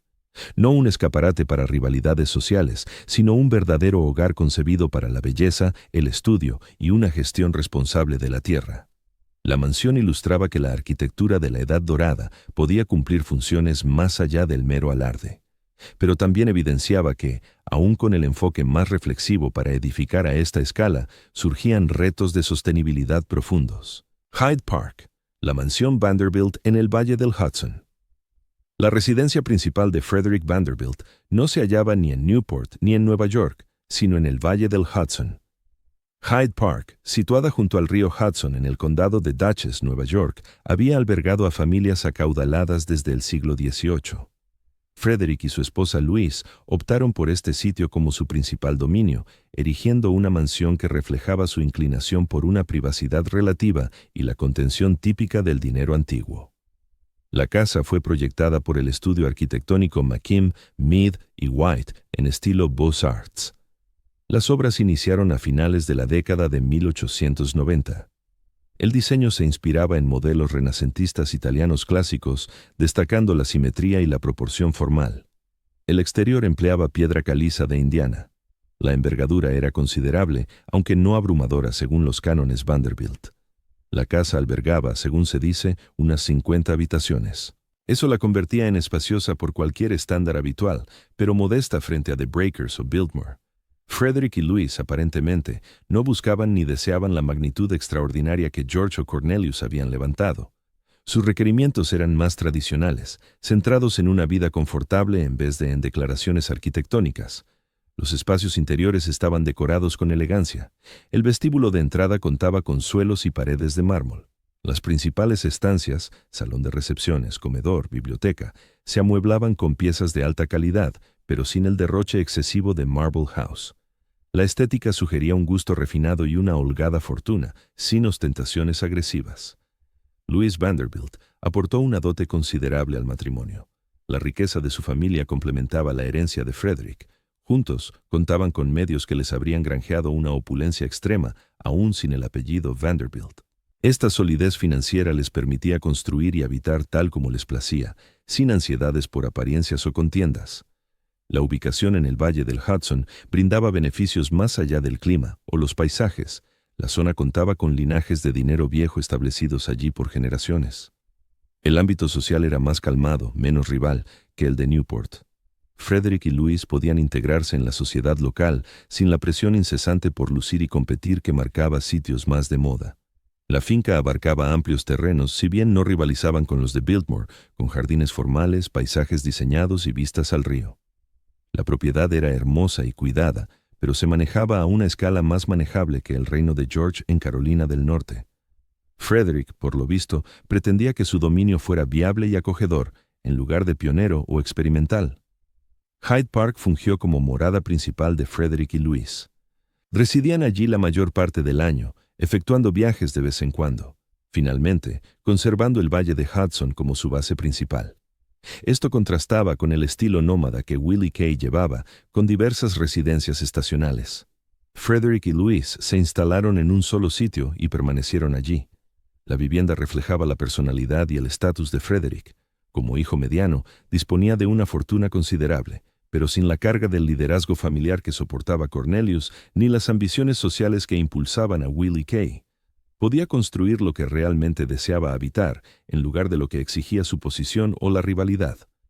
El resultado fue una mansión que funcionaba perfectamente como hogar, más que como una mera declaración. Las fincas vecinas a lo largo del río Hudson pertenecían a otras familias consolidadas. La propiedad de los Roosevelt estaba cerca. Los Ayers tenían inmuebles en la zona. La acumulación de riquezas junto al río generaba un entorno social distinto al de Newport, menos temporal, más arraigado, más enfocado en la gestión de tierras y asuntos locales que en el posicionamiento social a nivel nacional. Frederick y Louise organizaban recepciones en Hyde Park, pero a una escala menor que los fastuosos palacios de Newport, con cenas, fiestas de fin de semana y reuniones esporádicas más amplias. La casa albergaba a los invitados con comodidad, gracias a varios dormitorios para visitantes y espacios adecuados para recepciones, aunque no estaba pensada para bailes o eventos masivos.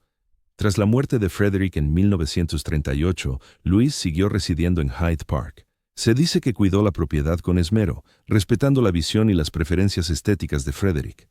Cuando falleció en 1945, el inmueble pasó al gobierno federal. Se convirtió en un sitio histórico nacional, administrado como parte del complejo más amplio de los sitios históricos nacionales, Roosevelt Vanderbilt. La propiedad federal salvó a Hyde Park de la demolición o la fragmentación que afectó a muchas fincas de la Edad Dorada. Hoy en día, la casa se mantiene en gran medida como la construyó Frederick. Recorrer Hyde Park transmite una idea de cómo vivía la rama más moderada de la familia Vanderbilt. La mansión es refinada, acogedora y sólida, sin resultar abrumadora. Evoca una riqueza empleada en el disfrute privado y la seguridad, en vez de en la competencia social. Hyde Park ilustra también la rapidez con la que las fincas privadas de la Edad Dorada se transformaron en bienes públicos. En solo 7 años tras la muerte de Louise, la casa abrió al público para visitas. El paso de residencia particular a monumento nacional duró menos de una década.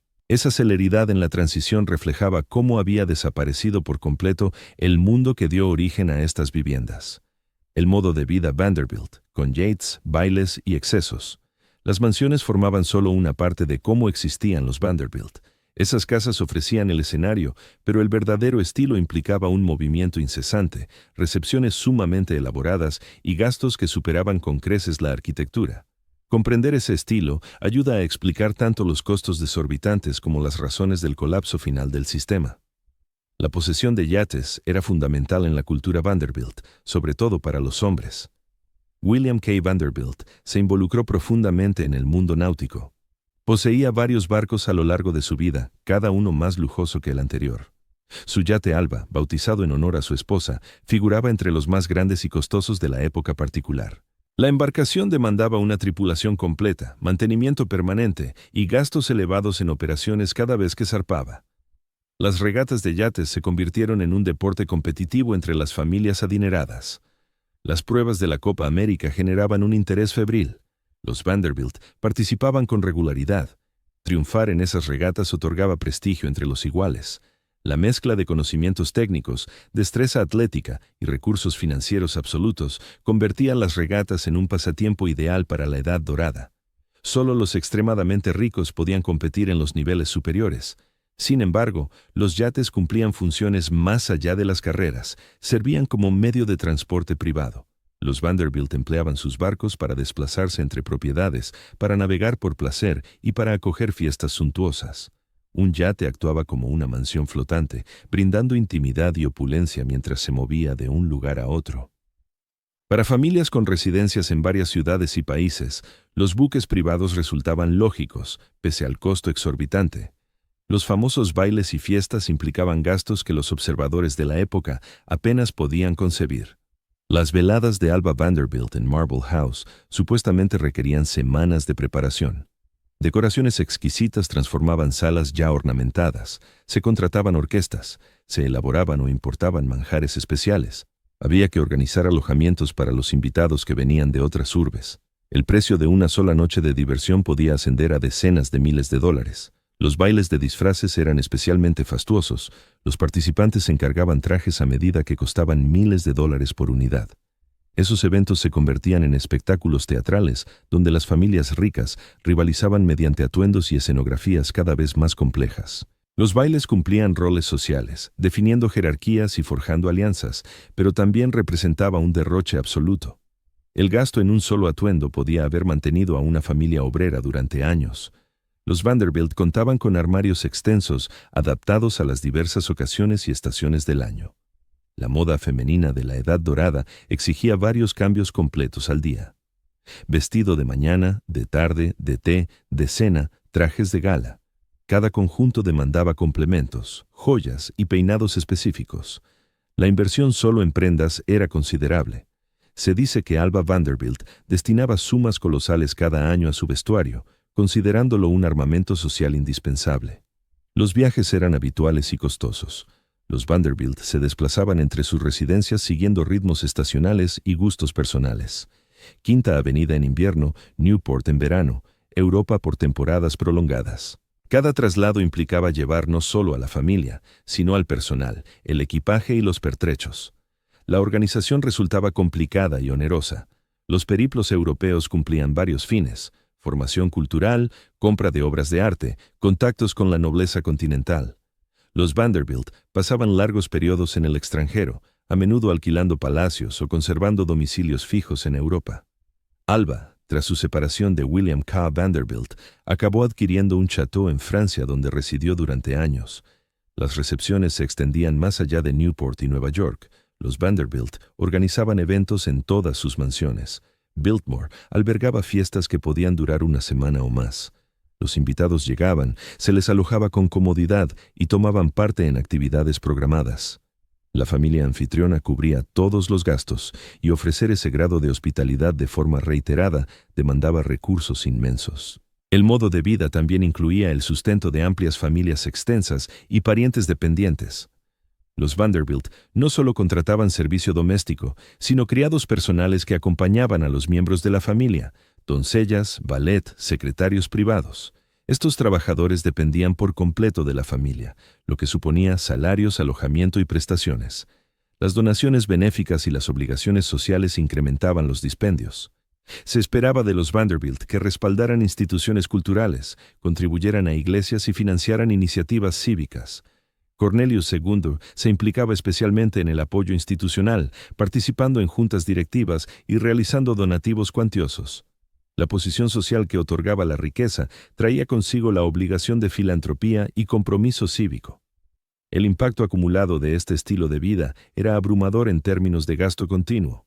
Las residencias precisaban mantenimiento constante, ocupadas o no. El personal requería sueldos todo el año.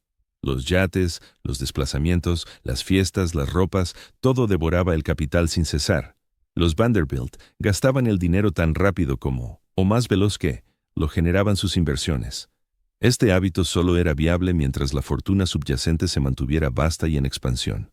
Para la primera generación tras la muerte de William Henry, la riqueza parecía inagotable, pero cada generación que repartía la herencia menguaba las porciones individuales.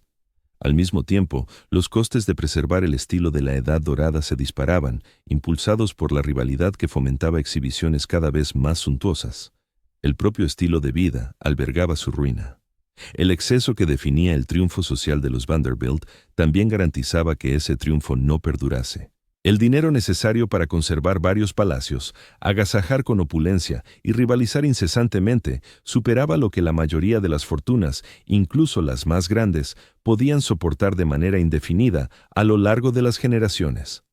El divorcio de Alba, que fracturó la dinastía. En 1895, Alba Vanderbilt llevó a cabo algo casi inaudito en su círculo social. Se divorció de William K. Vanderbilt. La separación provocó un terremoto en la alta sociedad estadounidense. Las mujeres en la posición de Alba sencillamente no se divorciaban, sin importar su infelicidad personal o los conflictos conyugales. El estigma social se juzgaba como catastrófico. Alba avanzó de todos modos. Las causas del divorcio fueron, al parecer, crueldad e infidelidad. William K. no parece haber impugnado el proceso. La disolución se aprobó con relativa celeridad según los cánones de la época. Alba obtuvo un arreglo económico generoso que le permitió conservar el acceso a fondos y seguir viviendo según el nivel que había alcanzado. Marble House siguió siendo de su propiedad. La ruptura puso al descubierto fisuras en la fachada social de la Edad Dorada. Los matrimonios que parecían estables desde fuera solían estar gravemente deteriorados en privado. William K. y Alba habían dado la impresión de prosperar según los baremos externos. Habían erigido Marble House, montado recepciones fastuosas, consolidado su estatus social, pero el propio enlace aparentemente había sido desdichado durante años. Relatos de la época indican que William K. mantenía relaciones extramatrimoniales. Esto no era raro entre los hombres adinerados de entonces, pero Alba, según se cuenta, se negó a tolerar la situación en silencio. Su resolución de divorciarse hizo público lo que muchos matrimonios ricos ocultaban en la intimidad. La decisión resultaba radical para su tiempo y su estrato social. Sin embargo, la acción más polémica de Alba giraba en torno a su hija, Consuelo. Consuelo Vanderbilt era joven, hermosa y heredera de una fortuna considerable. Alba era una mujer de gran fortuna. Habría sido un partidazo para cualquier pretendiente estadounidense. Sin embargo, Alba tenía otros planes en mente. Deseaba que su hija contrajera matrimonio con la nobleza europea, en concreto con el duque de Marlborough. El duque precisaba fondos. La residencia familiar de los Marlborough, el palacio de Blenheim en Inglaterra, demandaba costosos cuidados. Se rumoreaba que las finanzas del duque atravesaban dificultades. Un enlace con una heredera estadounidense podría resolver sus apuros económicos. Alba veía en esa unión la oportunidad de obtener lo que el dinero por sí solo no aseguraba, un auténtico título aristocrático para su hija. Según relatos posteriores, incluida la propia memoria de Consuelo, ella se opuso inicialmente. Estaba enamorada de otra persona, un joven estadounidense que Alba juzgaba inadecuado, pero Alba estaba resuelta. De acuerdo con diversas fuentes, aunque los pormenores difieren, el esquema general resulta evidente. Consuelo se casó con el duque en 1895, presionada por su madre.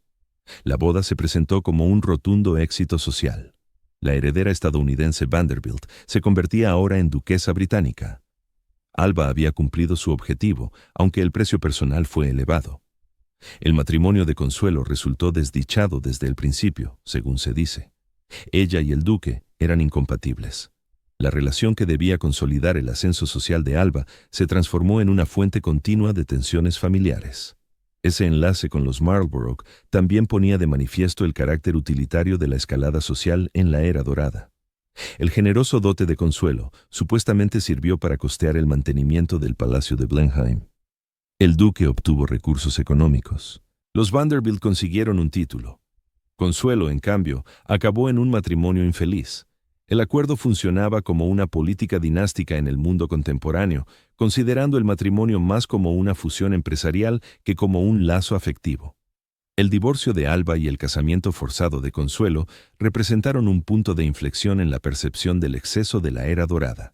Esas decisiones destaparon los costes humanos que subyacían a la construcción de mansiones y la rivalidad social. Las familias se resentían en la búsqueda de estatus. Los hijos se sacrificaban por las ambiciones parentales. Aquellas espléndidas residencias y fiestas opulentas ocultaban un sufrimiento auténtico. El divorcio también liberó a Alba para seguir sus propios anhelos con mayor libertad. Terminó por volver a casarse, adoptando el nombre de Alba Belmont. Se implicó en el movimiento sufragista, empleando su riqueza y su influencia social para defender el derecho al voto femenino. Esa evolución resultaba impactante. La mujer que había erigido Marble House para imponerse a la sociedad se convertía en defensora de un cambio estructural en esa misma sociedad. La trayectoria de Alba mostraba tanto el alcance como los límites del poder económico de la era dorada. Había empleado su capital para irrumpir en las cumbres sociales, para levantar un palacio, para casar a su hija con un duque. Pero tales triunfos resultaban vacíos. El divorcio, el matrimonio impuesto, la desdicha subyacente, todo indicaba que el dinero no podía adquirir de verdad la estabilidad y la plenitud que prometía. La imagen pública de la familia Vanderbilt se vio afectada por estos sucesos. El divorcio atrajo una atención no deseada. Los detalles del matrimonio de Consuelo, cuando al fin se divulgaron, resultaron humillantes. La familia que aparentaba encarnar el éxito y el logro americano parecía ahora disfuncional y problemática. Las mansiones seguían siendo magníficas, pero las existencias que transcurrían en su interior parecían menos deseables. Otras familias adineradas observaban con atención. El divorcio de Alba demostraba que, incluso en las esferas sociales más elevadas, la autonomía personal era factible. Otros matrimonios infelices en la alta sociedad empezaron a resquebrajarse. La noción de que el estatus social exigía preservar las apariencias a cualquier coste personal comenzaba a debilitarse. Alba había derribado una barrera, si bien a un costo personal y familiar considerable. El momento era relevante. El divorcio se produjo precisamente cuando se terminaba The Breakers, cuando se inauguraba Biltmore. El ápice de los logros arquitectónicos de los Vanderbilt coincidió con el escándalo familiar más notorio. El contraste era evidente. Las casas evocaban permanencia, solidez, éxito dinástico. El divorcio revelaba lo efímero, lo inestable, la fractura familiar. La Primera Guerra Mundial, el inicio del fin. La Primera Guerra Mundial estalló en Europa en 1914. Estados Unidos no se unió al conflicto hasta 1917, pero los impactos de la guerra empezaron a transformar la sociedad americana de inmediato. Para familias como los Vanderbilt, que habitaban residencias suntuosas que requerían numerosos sirvientes y gastos continuos, el conflicto desencadenó transformaciones que harían inviable su modo de vida a la larga. La guerra generó escasez de mano de obra. Los jóvenes que podrían haber servido como lacayos o jardineros se alistaron en el ejército o optaron por empleos mejor remunerados en fábricas que apoyaban la producción bélica. La clase de servicio, indispensable para el funcionamiento de las grandes casas, empezó a menguar. Las familias hallaban cada vez más arduo completar el personal de sus mansiones. Esas residencias se habían concebido presuponiendo una abundancia de trabajo barato. The Breakers demandaba docenas de empleados para operar como se esperaba. Biltmore precisaba plantillas aún más amplias. Cuando la mano de obra se volvió escasa y costosa, mantener esas casas en el nivel previsto se tornó. Mantener aquellas residencias resultaba complicado. Con los salones clausurados y los servicios mermados, las mansiones no podían operar como se había previsto sin un personal suficiente. El conflicto bélico también transformó las perspectivas sociales. El derroche ostentoso que definió la era dorada empezó a percibirse como inaceptable en tiempos de guerra. Organizar fiestas lujosas mientras los jóvenes perecían en las trincheras europeas resultaba inadmisible. Las familias adineradas que antes rivalizaban mediante grandiosidades arquitectónicas, ahora se veían obligadas a expresar su patriotismo mediante la moderación en lugar de la exhibición. Algunos miembros de los Vanderbilt reaccionaron destinando sus propiedades a fines relacionados con la contienda. Los edificios se adaptaron provisionalmente como hospitales o salas de reuniones. Las familias realizaron gestos patrióticos, aportando abonos de guerra y campañas de ayuda. Sin embargo, tales medidas no ocultaban la tensión esencial. Aquellas casas encarnaban los valores previos al conflicto, con su exceso y su emulación, que cada vez parecían más obsoletos. Las políticas fiscales experimentaron un giro radical durante y tras la guerra. El gobierno federal requería fondos para financiar las operaciones militares. Los impuestos sobre la renta, que hasta entonces eran moderados, se elevaron de forma notable. Se implantaron los impuestos sobre herencias. De repente, conservar y transmitir fortunas colosales se volvió mucho más arduo. La riqueza que aparentaba ser inquebrantable se enfrentaba a nuevas presiones impositivas estatales. La suma de mayores cargas fiscales y menores rendimientos en las inversiones estranguló las economías familiares. Las mansiones pasaron de ser costosas pero viables a convertirse en cargas financieras graves. Calentar inmuebles gigantescos, cuidar jardines extensos, remunerar a plantillas reducidas pero aún considerables, todo ello devoraba recursos a un ritmo superior al que producían las inversiones prudentes. La generación más joven de los Vanderbilt también empezó a dudar de la conveniencia de preservar esas propiedades. Los promotores de los Biltmore y constructores de otros palacios habían fallecido o envejecido. Sus descendientes, que heredaron los bienes, solían tener valores distintos y realidades económicas diferentes. Muchos no deseaban sostener el nivel de vida de sus progenitores, aunque tuvieran medios para ello. Las mansiones de la Quinta Avenida sufrieron una presión especial. Los valores inmobiliarios de Manhattan se dispararon de manera espectacular. El terreno bajo las casas Vanderbilt valía más que las estructuras en sí. Los promotores inmobiliarios presentaron ofertas generosas por los terrenos. La lógica económica de la venta se impuso incluso para familias que quizás hubieran preferido conservar sus hogares ancestrales. La guerra impulsó transformaciones sociales que venían gestándose desde hacía años. Las jerarquías rígidas de la era dorada ya se debilitaban. Los efectos igualitarios del conflicto, al unir a personas de distintas clases en un esfuerzo nacional común, erosionaron aún más las estructuras sociales antiguas. La noción de que ciertas familias merecían privilegios por su opulencia se tornó más difícil de defender. Los roles femeninos evolucionaron de forma significativa. El movimiento sufragista triunfó, otorgando a las mujeres el derecho al voto en 1920. Las que antes se limitaban a representaciones sociales en las mansiones de la era dorada, ahora buscaban educación, profesiones y participación política. Personajes como Alva Vanderbilt Belmont, que erigió Marble House para ascender socialmente, destinaron sus bienes a promover reformas sociales. El automóvil se popularizó, alterando las concepciones sobre ubicación y distancias. La exclusividad de Newport, que en parte se basaba en su relativa inaccesibilidad, se diluyó al volverse la villa más accesible gracias a los coches. El encanto particular de los destinos veraniegos de élite se desvaneció con las mejoras en el transporte. La concentración geográfica que había permitido el funcionamiento de la sociedad neoyorquina empezó a desintegrarse. La prohibición, iniciada en 1920, modificó aún más los hábitos sociales. Las cenas opulentas y las fiestas que definían los veranos en Newport giraban frecuentemente en torno al vino y el champán. La ley seca no impidió que las familias ricas bebieran, pero volvió incómodo el consumo visible de alcohol. La hospitalidad que había justificado la construcción de palacios se complicó considerablemente.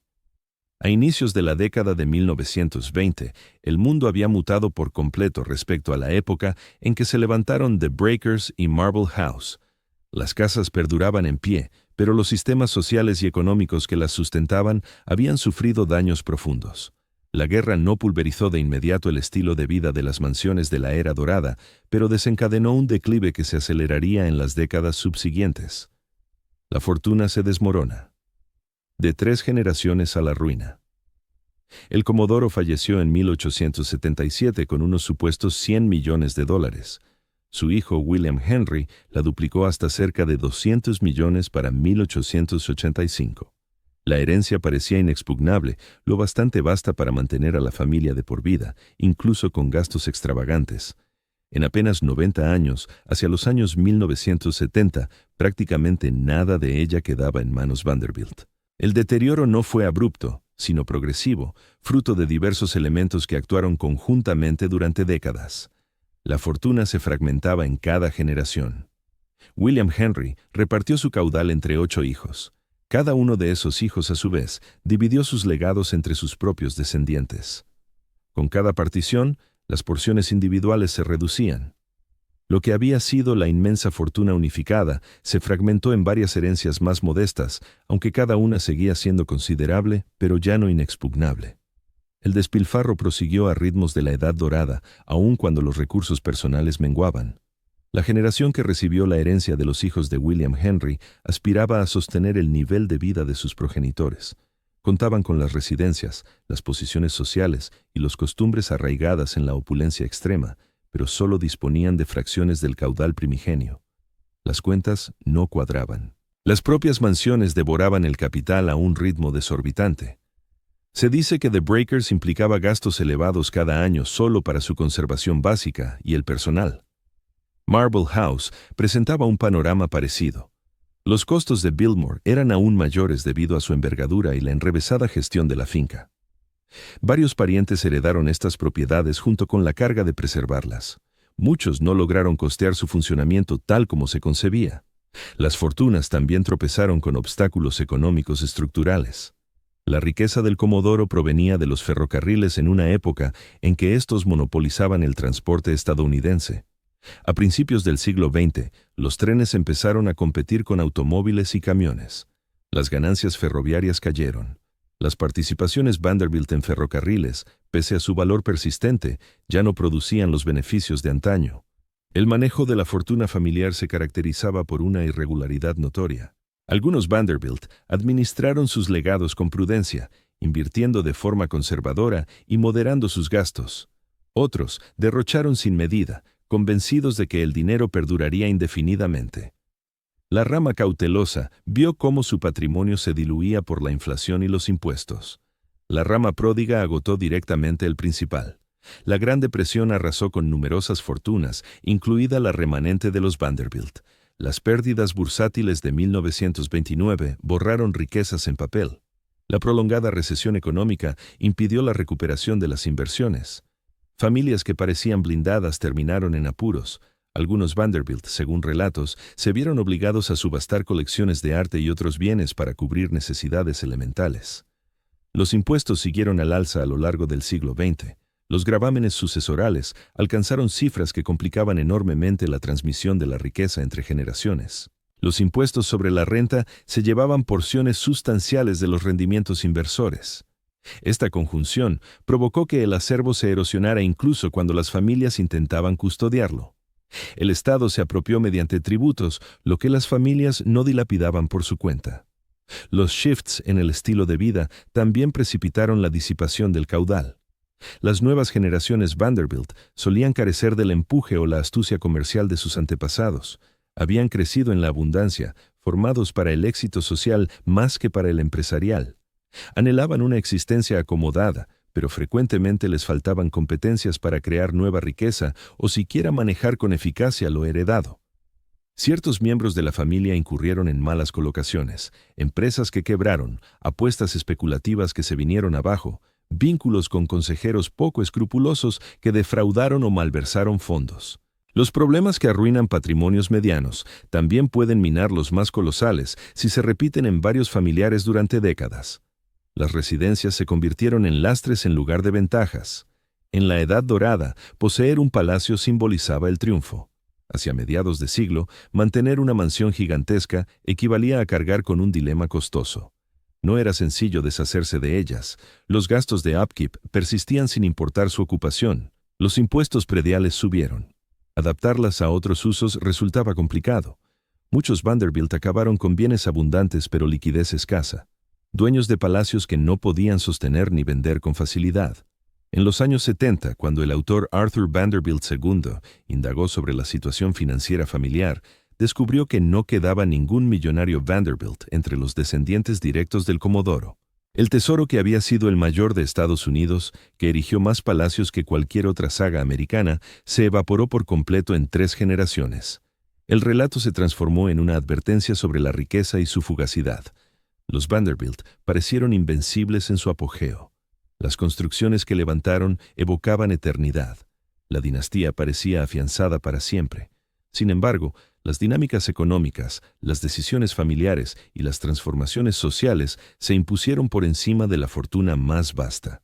El dinero se desvaneció no por un derrumbe espectacular, sino por una erosión paulatina, mediante gastos y particiones hasta que no quedó nada. El modelo que los Vanderbilt encarnaron se repitió en otras familias de la Edad Dorada. Pocas de aquellas grandes riquezas pervivieron íntegras hasta finales del siglo XX. Las estructuras sociales y económicas que sustentaban la concentración dinástica de la opulencia no perduraron. Las mansiones subsisten como testigos de lo que fue, pero las fortunas en su mayoría se desvanecieron. Hoy, las residencias Vanderbilt supervivientes ocupan roles variados en la cultura y el panorama estadounidense. Sus destinos reflejan las trayectorias diversas que la arquitectura de la Edad Dorada pudo seguir tras el colapso del sistema social que la engendró. Algunas se convirtieron en museos prósperos, Una permanece en muchas de estas residencias pasaron a manos familiares que las gestionaron como un negocio. Otras se desvanecieron por completo, subsistiendo solo en imágenes y recuerdos. The Breakers atrae cada año cientos de miles de turistas. Se encuentra entre las casas históricas más visitadas de Estados Unidos. Esta mansión actúa como el eje central de las actividades de la Preservation Society en Newport. Los ingresos generados por las visitas a The Breakers financian la conservación de otros inmuebles. La vivienda, concebida originalmente para ser admirada por un círculo exclusivo, ahora contribuye al mantenimiento de todo un distrito histórico. Recorrer The Breakers en la actualidad es una vivencia controlada con precisión. Los visitantes transitan por rutas establecidas en las salas principales de la planta baja. Cuerdas y barreras salvaguardan los muebles y los detalles arquitectónicos. Los vigilantes supervisan para evitar cualquier contacto o deterioro. La sensación resulta a la vez asombrosa y algo impersonal. Se percibe la magnitud y el esplendor, pero es difícil imaginar cómo sería habitar en un lugar así. La propiedad se conserva en un estado impecable. La Sociedad de Preservación destina recursos considerables a la restauración continua. Se limpian y reparan las piedras, se renuevan los dorados cuando hace falta. Los sistemas mecánicos, modernizados a lo largo del tiempo, mantienen un ambiente climatizado que protege los elementos internos. El edificio está, sin duda, en mejores condiciones físicas ahora que en la época de los Vanderbilt. Marble House opera de manera similar como un exitoso sitio museístico. El salón dorado, el comedor y todos los espacios que Alba ideó para impresionar a los invitados aún logran ese impacto. La casa de té china en la finca añade un toque extra de atractivo. Al igual que The Breakers, Marble House recibe un gran número de visitantes y produce ingresos importantes para la Preservation Society. Rough Point, la propiedad de Newport perteneciente a Frederick Vanderbilt, llegó a la Preservation Society gracias a la fundación de Doris Duke tras su fallecimiento. Esta casa se abrió a las visitas más tarde que The Breakers o Marble House. Proporciona una experiencia algo distinta, mostrando tanto la era Vanderbilt como la de Duke. Su escala más modesta hace que Rough Point parezca más un hogar real que los palacios más ostentosos. Biltmore tomó un rumbo completamente opuesto. La finca de George Vanderbilt en Carolina del Norte permaneció en propiedad familiar. Su hija Cornelia la heredó. Cuando las dificultades económicas hicieron inviable su manejo privado, la familia abrió Biltmore al turismo en 1930. A diferencia de las casas de Newport, que se alquilaron o donaron a entidades de conservación, Biltmore siguió siendo un asunto familiar. Esa elección resultó económicamente viable. Biltmore se convirtió en un destino turístico clave, atrayendo más de 1 millón de visitantes al año. La propiedad amplió sus actividades con el paso de los años, incorporando una bodega, hoteles, restaurantes y comercios. La finca produce ingresos sustanciales que ayudan a preservar la casa y los jardines, al tiempo que generan beneficios para los descendientes de Vanderbilt que aún la poseen. El enfoque de Biltmore difiere radicalmente del de Newport. La mansión se rige como un emprendimiento comercial en lugar de un museo sin fines de lucro. Esto genera distintos estímulos y vínculos con el público. Sin embargo, también ilustra que la propiedad privada puede perdurar si el sitio alcanza una escala adecuada y una administración profesional que lo haga autosuficiente. Hyde Park, la mansión del Valle del Hudson de Frederick Vanderbilt, se convirtió en un sitio histórico nacional bajo la gestión del National Park Service. La casa se conserva como parte de un conjunto mayor que incluye las cercanas propiedades de los Roosevelt. La titularidad federal garantiza su protección a largo plazo, pero implica que funciona con limitaciones presupuestarias gubernamentales en vez de autofinanciarse mediante el turismo. Las residencias que perduraron lo hicieron en parte por afortunadas coincidencias.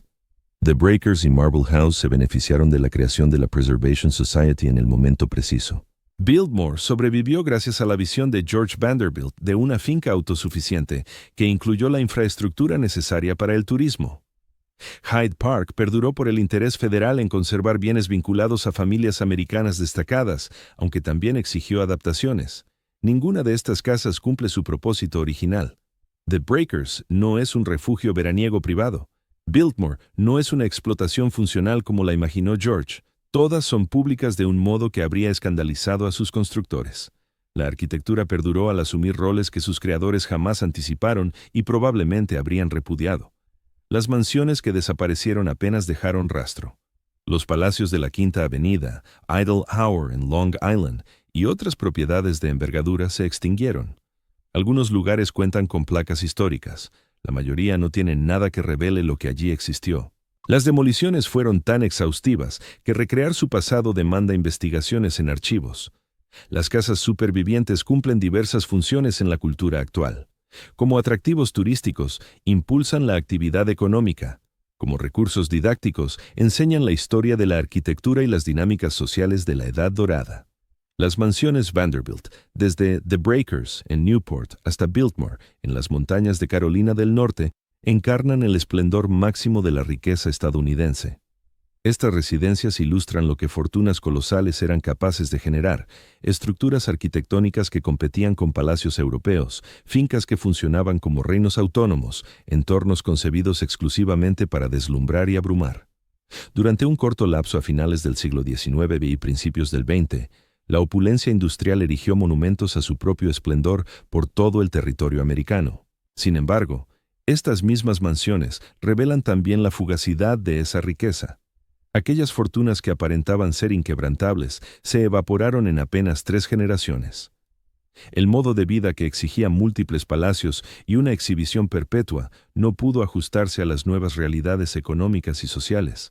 Las construcciones pensadas para perdurar eternamente se convirtieron en cargas en cuestión de décadas. La dinastía que parecía eterna se desmoronó por completo. Las viviendas que perduran narran esa historia con mayor elocuencia que las derribadas. The Breakers, accesible al público como atracción turística, pone de manifiesto la brecha entre las ambiciones de la Edad Dorada y la crudeza del siglo XX. Lo que se ideó como un espacio privado y elitista se ha tornado público y abierto a todos. Esta metamorfosis resume por completo el fin de aquel universo. La permanencia de Biltmore como un emporio familiar ilustra otra vía posible, demostrando que la adaptación podía salvaguardar tanto la edificación como la titularidad. No obstante, Biltmore prosperó en parte al convertirse en algo que George Vanderbilt jamás imaginó: una gran empresa de turismo comercial. La mansión se mantuvo viva al reinventar por completo su función original. Las residencias demolidas, sobre todo los palacios de la Quinta Avenida, evidencian que ni siquiera las obras más sólidas eran eternas cuando las fuerzas económicas lo imponían. La piedra y el mármol no ofrecían defensa alguna frente a las mudanzas del contexto. Esas estructuras cayeron con la misma rapidez que las fortunas que las levantaron. El progreso, el desarrollo y las demandas evolutivas primaron sobre el valor histórico y la excelencia arquitectónica. Lo que hoy perdura son meros vestigios de un mundo efímero e intenso. Las mansiones que resisten lo hacen como museos, empresas o emblemas públicos. Están desvinculadas del orden social que las originó. Recorrerlas exige un esfuerzo imaginativo para revivir las existencias que las habitaron, las interacciones sociales que les otorgaron sentido, la abundancia que las hizo viables. El relato Vanderbilt versa en parte sobre arquitectura, pero en esencia trata de la riqueza y sus espejismos. Las familias creían que el dinero podía forjar la eternidad. Actuar así, invirtiendo millones en residencias destinadas a durar siglos y fundar linajes perdurables. Pero la opulencia demostró ser más quebradiza que la roca. Las fortunas se disiparon. Los linajes se hundieron. Las mansiones solo subsistieron al dejar de ser lo que se pretendía que fueran. Su herencia resulta intrincada, son hermosas, su artesanía es excepcional, su osadía incuestionable, pero el derroche fue palpable, la desigualdad abismal y el fracaso final absoluto. Estas mansiones Vanderbilt son, a un tiempo, logros dignos de conservación y alertas merecedoras de atención. Muestran tanto lo que la riqueza puede edificar como lo que no logra mantener. Para los visitantes de hoy, ofrecen diversas enseñanzas sobre arquitectura y la magnificencia con que los estadounidenses construyeron antaño, sobre historia y la velocidad con que las sagas dominantes pueden derrumbarse, sobre economía y los ciclos de acumulación y evaporación de las fortunas, sobre ambición y cómo los trofeos del triunfo pueden transformarse en pruebas de derrota. Las residencias albergan una complejidad que escapa a cualquier lectura única. Además, las mansiones vinculan el presente con el ayer de forma palpable. Plantarse en el gran salón de The Breakers o pasear por los terrenos de Biltmore genera una conexión directa. Son íconos del exceso e inequidad yanquis, ejemplos de maestría y visión creativa. Todo ello a la vez, con significados superpuestos y a menudo opuestos. Estas casas plantean interrogantes sobre qué merece ser guardado y con qué fin. ¿Acaso edificios surgidos de desigualdades extremas y abusos merecen alabanza o siquiera custodia? ¿Vale la pena destinar recursos a sostener altares de la concentración de la riqueza? Tales dilemas carecen de respuestas fáciles. Las residencias habitan en un tira y afloja entre el deleite estético y el malestar ético ante lo que simbolizan. Pero perduran, y esa persistencia en sí misma porta un mensaje. Constituyen prueba de lo que la abundancia americana produjo en su apogeo. Advertencias sobre la transitoriedad pese a su aura de solidez, muestras de arrojo constructivo y necedad social entrelazados, herencias complejas de familias complejas y de una época compleja. Para los turistas actuales, transitar por estas casas suscita reacciones dispares. Algunos experimentan admiración por su magnitud y destreza, otros, indignación por la disparidad y el despilfarro. Unos cuantos tan solo se regocijan en su encanto y esplendor. Las residencias encierran suficiente profundidad para albergar diversas perspectivas. Son a la par impresionantes y perturbadoras, exquisitas y desmedidas, inmutables y vulnerables. Mantienen una conexión física directa con el mundo de la Edad Dorada. Los espacios conservan en gran medida su diseño original. La sensación de escala y esplendor perdura, aunque se aleje del contexto social inicial. La arquitectura actúa como un puente que une épocas. Quizás lo más relevante sea que las mansiones Vanderbilt ilustran que nada perdura indefinidamente, ni siquiera lo construido con la intención expresa de ser eterno. La fortuna, la dinastía, el orden social, las propias residencias, en numerosos casos, resultaron efímeros. Lo que parecía inquebrantable era en realidad vulnerable. Lo que aparentaba ser imperecedero apenas duró un siglo. La enseñanza es modesta y aplica a todos. Toda estructura, ya sea económica, social o material, solo existe mientras las circunstancias que la sostienen continúen. Las casas que sobreviven se erigen como testimonios y alertas a la vez. Merecen ser visitadas, protegidas y analizadas. Son hermosas y perturbadoras, admirables y disuasorias. Constituyen prueba de lo que los estadounidenses erigieron cuando la riqueza se acumuló de forma extraordinaria y pasajera en manos de unas pocas familias. Sirven de recordatorio de que tal acumulación genera arquitectura notable, pero no genera estabilidad duradera, plenitud auténtica ni permanencia real. La narrativa Vanderbilt, contada a través de las casas que construyeron y que se les escaparon, refleja un aspecto fundamental de la cultura estadounidense. La aspiración a edificar con magnificencia, la convicción de que el dinero forja la eternidad, la verdad de que el cambio se acelera más de lo que nadie anticipa. Las residencias perduran como prueba de todo ello, impartiendo lecciones que sus creadores jamás previeron, pero que resultan indispensables para nosotros.